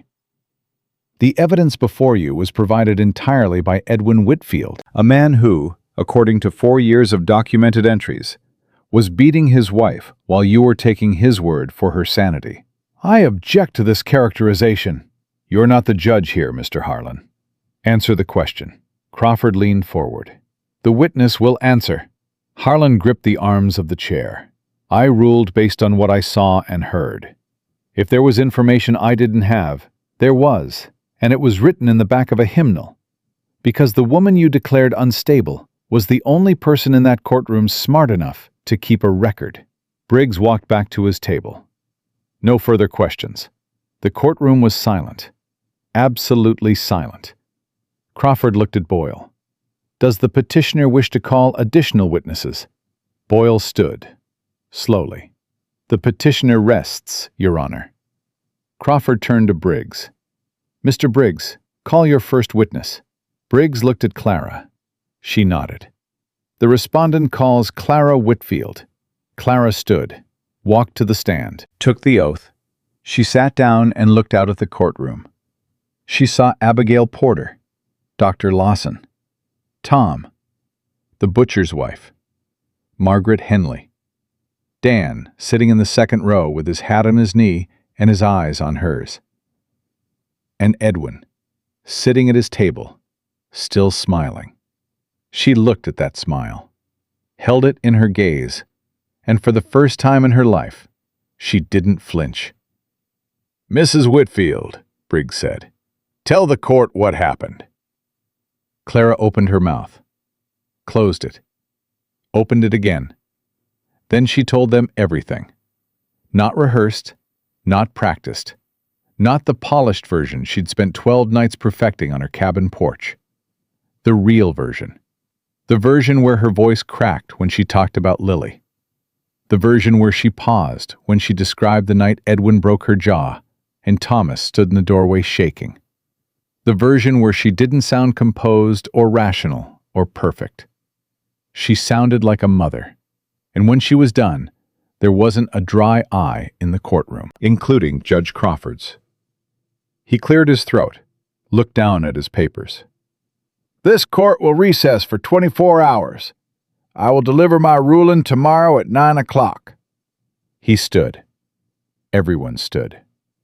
Clara walked out of the courtroom on legs that felt like water. Dan was beside her before she reached the door. You did it, he said. I haven't done anything yet. Not until he rules. Clara, you did it. She looked at him. Her eyes were red. Her hands were shaking. She was exhausted and terrified and empty and full all at once. Take me home, she said. Take me to my cabin. I want to sit on my porch and look at my land and wait. He took her home. They sat on the porch, didn't talk, watched the light fade, listened to the creek. Somewhere around midnight, Clara fell asleep sitting up. Dan put his coat around her shoulders and sat there until sunrise, not sleeping, not moving, just standing guard over the bravest woman he'd ever known. At 9 o'clock the next morning, Judge Crawford read his ruling. After careful consideration of testimony, evidence, and medical evaluation, this court finds that the original custody ruling issued in Kansas City was based on incomplete and potentially fraudulent testimony. The documented evidence provided by the respondent, 4 years of contemporaneous records, constitutes compelling proof of sustained domestic abuse. Clara gripped the edge of the table. Furthermore, Dr. Morton's evaluation confirms that Mrs. Whitfield is mentally sound, financially stable, and has established a permanent home in Montana Territory. This court grants full custody of Lily Whitfield and Thomas Whitfield to their mother, Clara Whitfield, effective immediately. The children shall be transferred to Montana Territory within 30 days. Clara's hand flew to her mouth. Additionally, this court issues a protective order prohibiting Edwin Whitfield from contacting Clara Whitfield or the minor children without prior court approval. Crawford looked at Edwin. Mr. Whitfield, if you violate this order, you will be held in contempt and subject to arrest in any territory of the United States. Edwin's smile was gone. His face was white. His hands gripped the table so hard his knuckles looked like bone. Crawford banged the gavel. Court is adjourned. The courtroom erupted.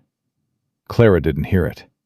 She didn't hear the cheering or the crying or Abigail Porter shouting, "Thank God," from the third row.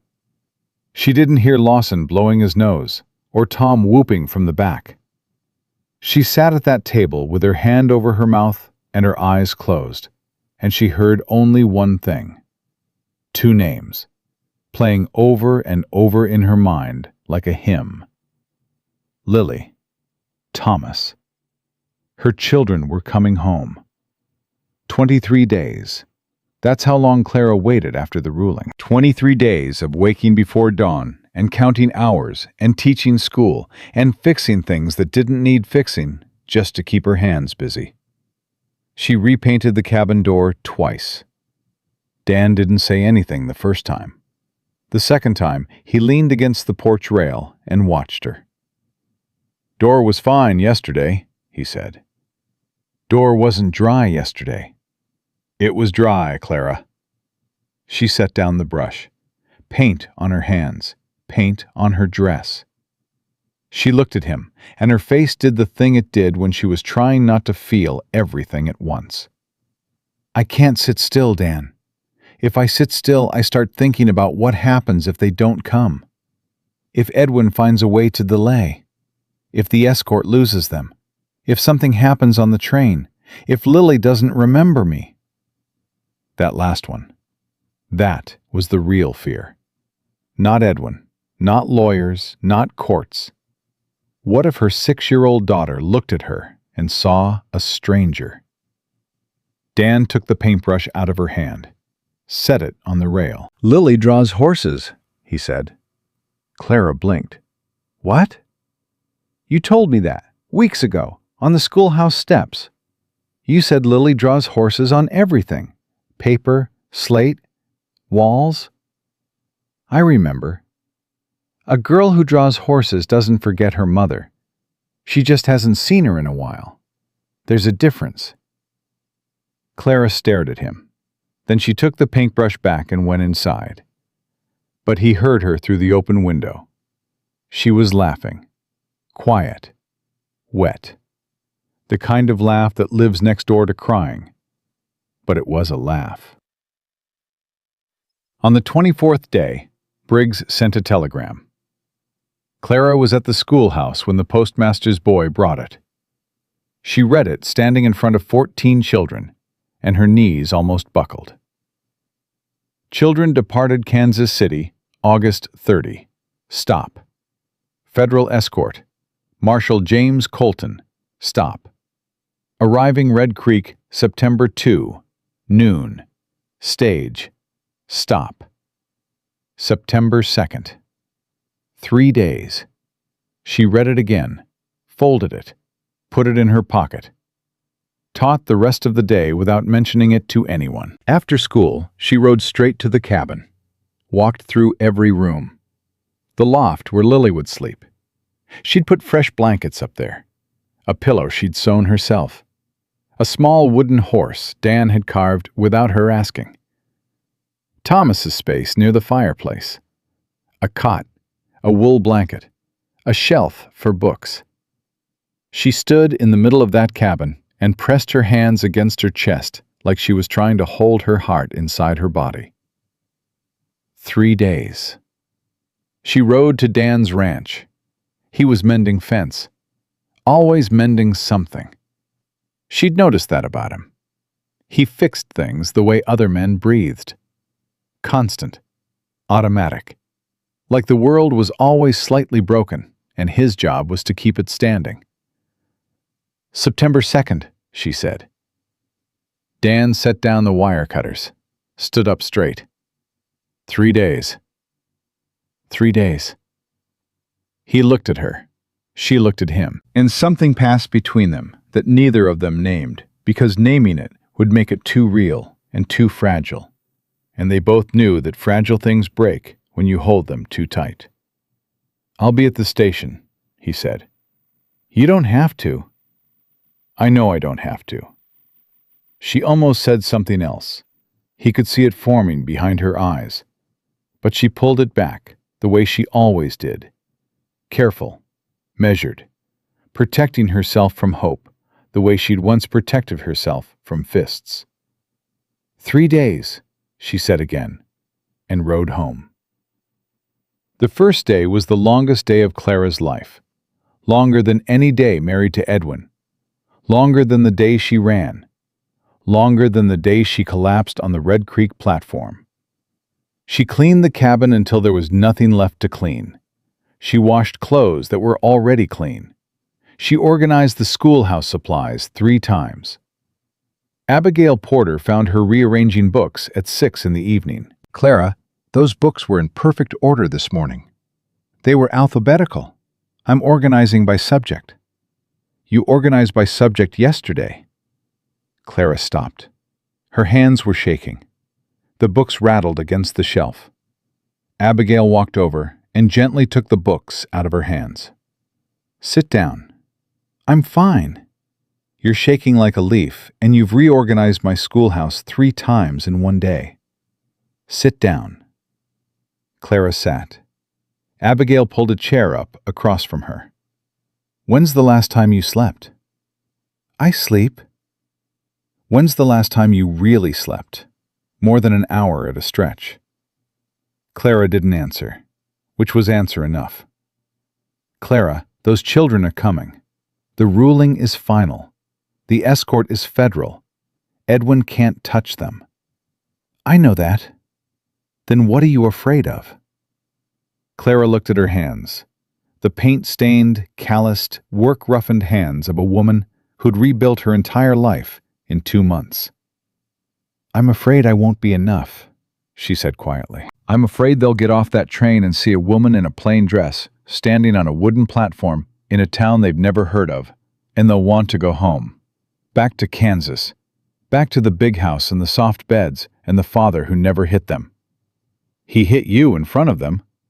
I know, but children forgive things they shouldn't. Children love people who don't deserve it. Thomas is 8. He's old enough to be angry at me for leaving. Lily is 6. She's old enough to be confused. What if they look at me and see the woman who ran away?" Abigail leaned forward. "Or what if they look at you and see the woman who came back?" Clara's breath caught. "You didn't run away from your children, Clara. You ran toward them. Every single thing you've done since you landed in this town, the teaching, the land, the lawyer, the courtroom, all of it was running toward them. And when they're old enough to understand that, they will know exactly what kind of mother they have." Clara pressed her hands over her face. Her shoulders shook once, twice. Then she straightened up, wiped her eyes, set her jaw. September 2nd, she said. September 2nd. Clara stood up, smoothed her dress, squared her shoulders. I need to bake bread. Abigail smiled. Then go bake bread. Clara baked bread that night, and a pie, and stew. She cooked the way she'd cleaned, furiously, obsessively, like she could feed her children across 800 miles of distance if she just worked hard enough. The second day, she worked in the cabin. Hung curtains she'd sewn from flour sacks. Put wildflowers in a jar on the table. Set 2 places at the table. Small places. Children's places. Dan came by in the afternoon. He stood in the doorway and saw the 2 small place settings, and something moved across his face that he turned away to hide. Cabin looks good, he said. The porch still squeaks. I like the squeak. Lets you know someone's coming. Clara looked at him. I'm terrified, Dan. I know. What if it's been too long?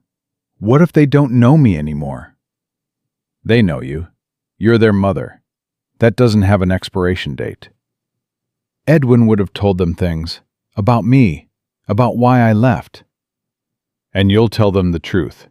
Not all at once, not right away, but you'll tell them, and they'll understand.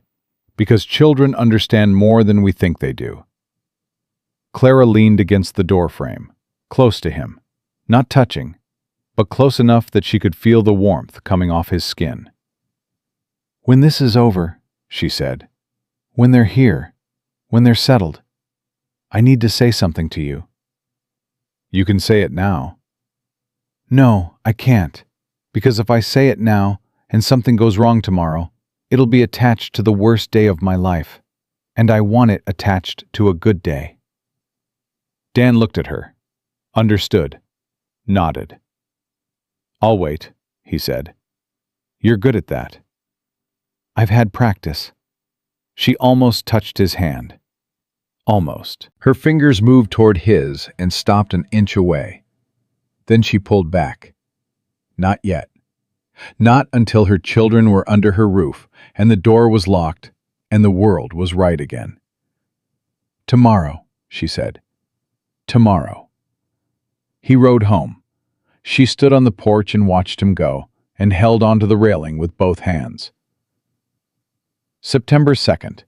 Clara was at the station platform by 10 in the morning. The stage wasn't due until noon. She didn't care. She wore the plain dress. She'd considered something nicer. Abigail had offered to lend her a silk blouse, but she decided against it. She wanted her children to see her as she was, not dressed up, not performing, just their mother, standing on a platform, waiting. Dan arrived at 11. Clean shirt, shaved. He stood 10 feet behind her, giving her space. Always giving her space. By 11:30, the platform was full. The whole town had come. Not because anyone told them to, because this was Red Creek, and these were their people now, and some things you just show up for. Abigail Porter stood near the schoolhouse steps. Dr. Lawson sat on his porch with his medical bag, out of habit. Tom was at the livery door. The butcher's wife had brought a basket of food. Even Margaret Henley was there, standing at the edge of the crowd, holding a small bundle of children's clothes she'd spent 2 days sewing. Nobody asked Margaret about it. She hadn't asked to be forgiven. She just showed up with a needle and thread and the understanding that she'd been wrong. Clara stood at the edge of the platform. Her hands were at her sides. She was standing perfectly still. The kind of stillness that takes every ounce of energy to maintain. Noon came. No stage. 12:15. Nothing. 12:30. Clara's breathing changed. Dan saw it from 10 feet away. The short, shallow breaths. The panic she'd learned to swallow. Stages run late, he said, just loud enough for her to hear. She didn't answer. 12:45. Someone in the crowd shifted. Someone else coughed. The heat pressed down on all of them. Clara's hands started shaking. She clasped them together in front of her, held on tight. And then, dust on the road.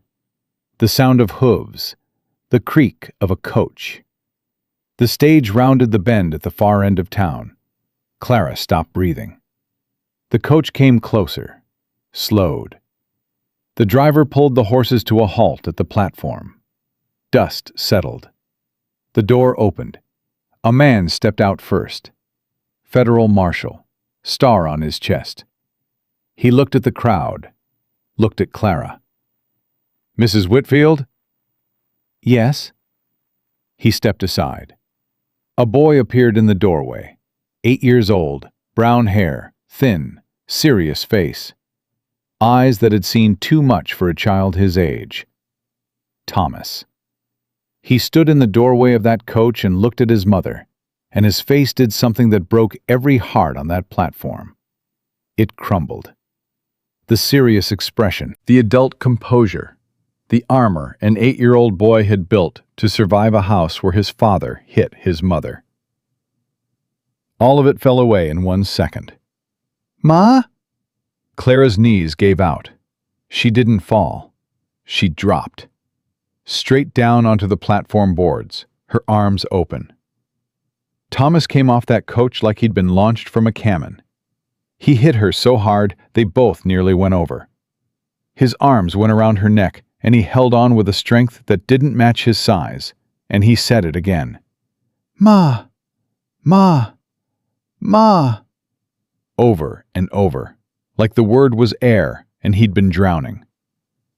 Clara held him, both arms, pressed her face into his hair, rocked him. Didn't speak. Couldn't speak. She was making sounds, not words, not sobs, just sounds that came from somewhere deeper than language. Dan turned away, not because he didn't want to see, because it was sacred, and some things don't need witnesses. Then a small voice from the coach. "Mama?" Clara looked up. Thomas still in her arms. Lily stood in the doorway. 6 years old. Blonde hair tangled from 2 days on a coach.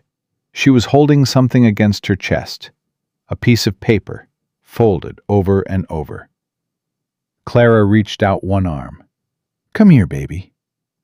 Lily didn't move. She stood in that doorway, and her lip trembled and her eyes were huge, and she looked at this woman on her knees on a wooden platform, and Clara could see it happening. The recognition fighting through months of confusion and fear and whatever Edwin had told her. "It's me, Lily. It's Mama."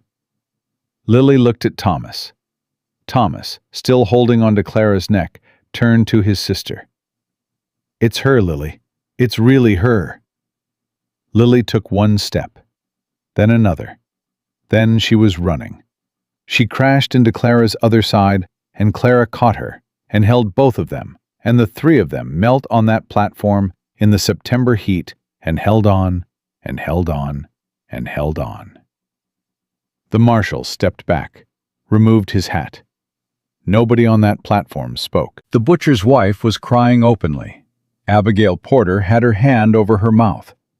Dr. Lawson was cleaning his spectacles for the 3rd time, not because they were dirty, but because his eyes wouldn't stop.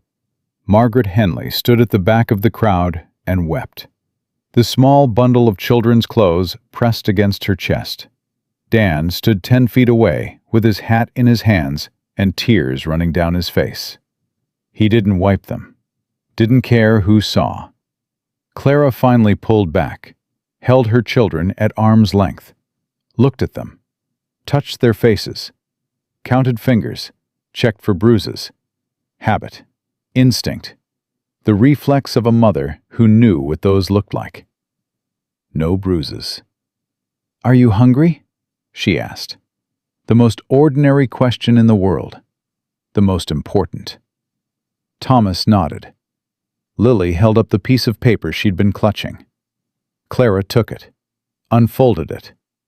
A drawing. A horse.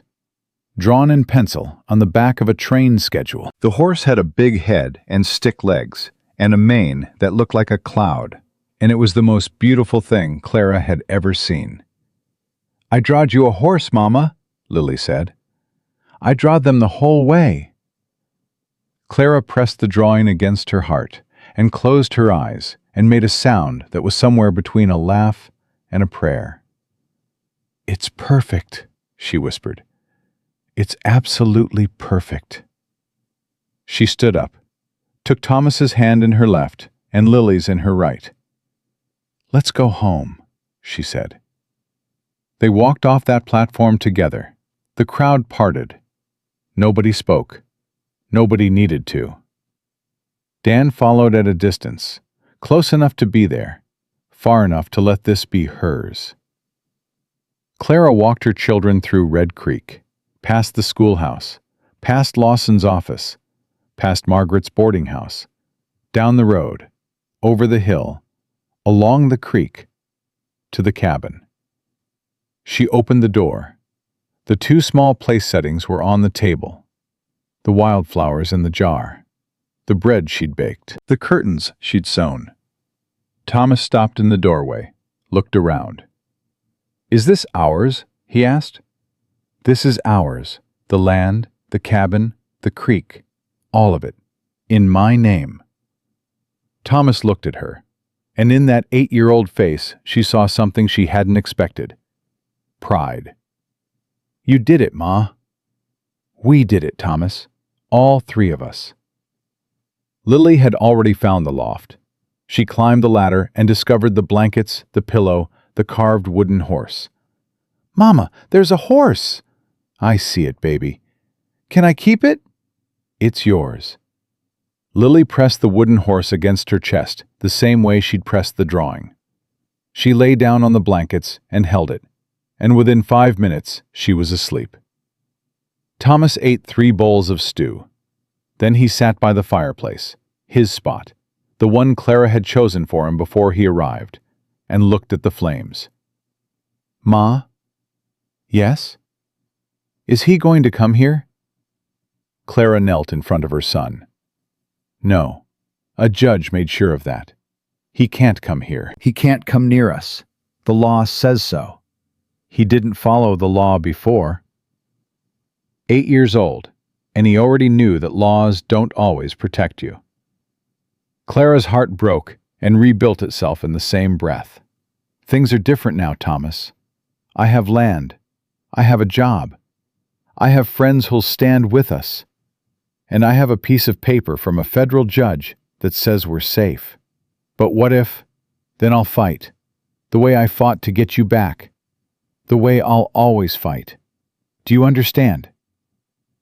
Thomas looked at her, searched her face the way she'd once searched Dan's, looking for the lie, the weakness, the empty promise. He didn't find it. "Yes, ma'am." She pulled him close, held him, felt his small body relax against hers, the tension draining out of muscles that had been tight for months. "You're safe, Thomas. You're safe." He fell asleep by the fire. Clara carried him to his cot and covered him with a wool blanket and stood there watching her children sleep. Both of them, under her roof, in her home, on her land. She walked outside. Dan was sitting on the porch. He'd been there the whole time.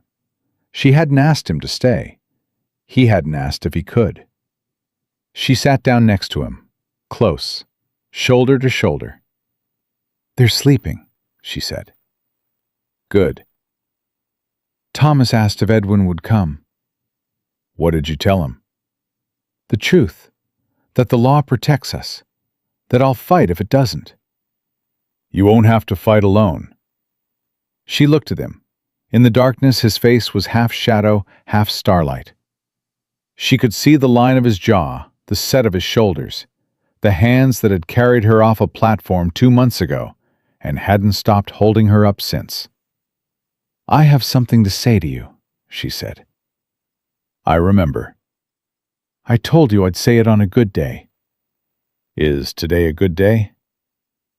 "Today is the best day of my life, Daniel Mercer." He turned to face her, waited. The way he always waited, patient as fence posts and twice as steady. "I don't need saving," she said. "I proved that. To the court, to the town, to myself.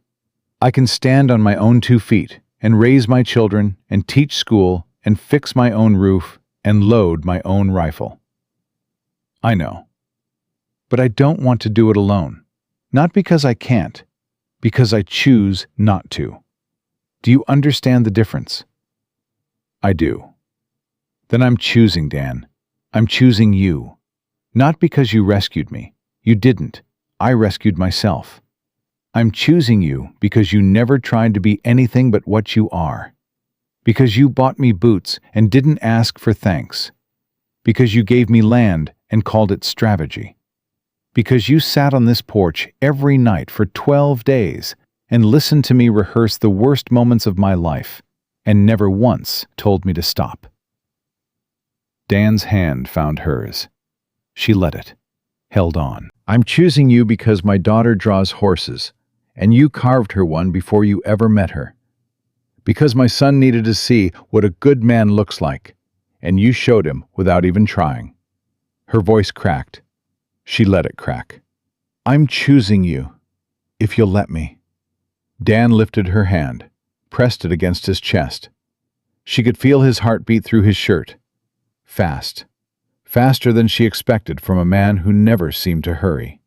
"Clara Whitfield, I've been waiting for you to choose since the day you woke up in Lawson's office and told him your name. I didn't say it because it wasn't mine to say. It was yours.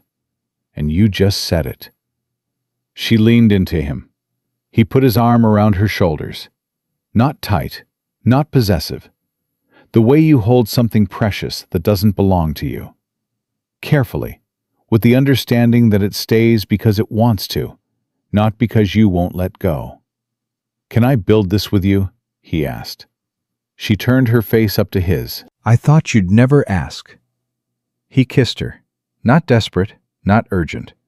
The way the sun comes up, slow and certain and warm and inevitable. Inside the cabin, Lily talked in her sleep. Something about horses. Thomas turned on his cot and pulled the blanket tighter. The fire crackled and settled. Clara pulled back, looked at Dan. "Come inside," she said. "Meet your family."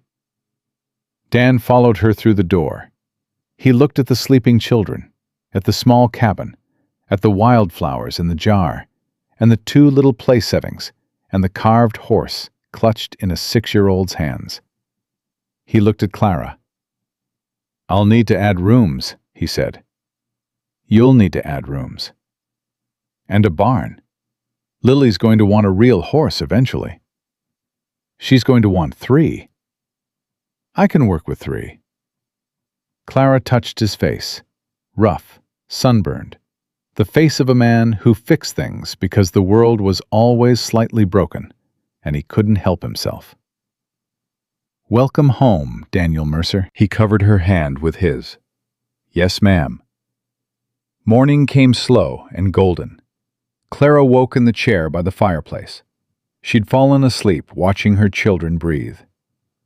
Dan was on the porch, a cup of coffee in his hands, his eyes on the land that stretched out in every direction, with Clara's name on every acre. Lily woke first, climbed down from the loft with the wooden horse in one hand and her drawing in the other. "Mama, can I see a real horse today?" Clara looked at Dan. Dan looked at Lily. Crouched down until he was eye level with her. "I've got a mare named Biscuit who's been waiting to meet you." Lily's eyes went wide. "Biscuit?" "She likes apples and ear scratches and little girls who draw horses." Lily looked at Clara. "Mama, can I?" "You can, baby." Thomas appeared from his cot, rubbed his eyes, saw Dan. "You are the man from the platform," Thomas said. "The one who carried my mother." "I am." Thomas studied him. 8 years old, with a gaze like a federal judge. "Are you good?" Thomas asked. Dan didn't flinch, didn't laugh, didn't deflect. He answered an 8-year-old's question with the seriousness it deserved. "I try to be." Thomas looked at his mother. Clara nodded. Once. That was enough. "Can I see the horse too?" Thomas asked. "Son, you can ride her." Thomas almost smiled. Not quite. But the muscles in his face remembered where a smile lived, and they were working on it. Clara stood in the doorway, watching Dan walk her children toward the corral. Lily was holding his hand. Thomas walked beside them with his hands in his pockets, trying to look grown up, failing beautifully. Abigail Porter came up the road, stopped when she saw Clara in the doorway. "How are they?" Abigail asked. "They're home." "And you?" Clara leaned against the doorframe. The same doorframe she'd imagined standing in when she first walked through this cabin. The one she'd pictured during every sleepless night and every courtroom hour and every moment of doubt. "I'm home too," she said. Abigail nodded. Didn't need more words than that. Down at the corral, Lily was sitting on Biscuit's back, laughing so hard she could barely hold the reins. Dan held the bridle steady with one hand and guided the mare in a slow circle while Thomas sat on the fence and watched with eyes that were learning what safety looked like. Clara watched them and held onto the doorframe and breathed. She breathed the way you breathe when you've been underwater for 4 years and you finally break the surface. Deep, hungry, grateful. She was not rescued. She was not saved. She was a woman who fell barefoot off a train with nothing but bruises and a prayer. And she got up. She got up and she worked and she fought and she stood in a courtroom and she told the truth. And she won. Not because a man saved her. Because she saved herself. And then she chose to let someone stand beside her while she built everything she'd ever been told she didn't deserve. The land was in her name. The children were in her arms. The man on her porch was there because she asked, not because she needed. And that made all the difference. Some women don't need rescuing. They need someone willing to stand beside them while they rescue themselves. Clara Whitfield rescued herself, and she was never going to let anyone forget it.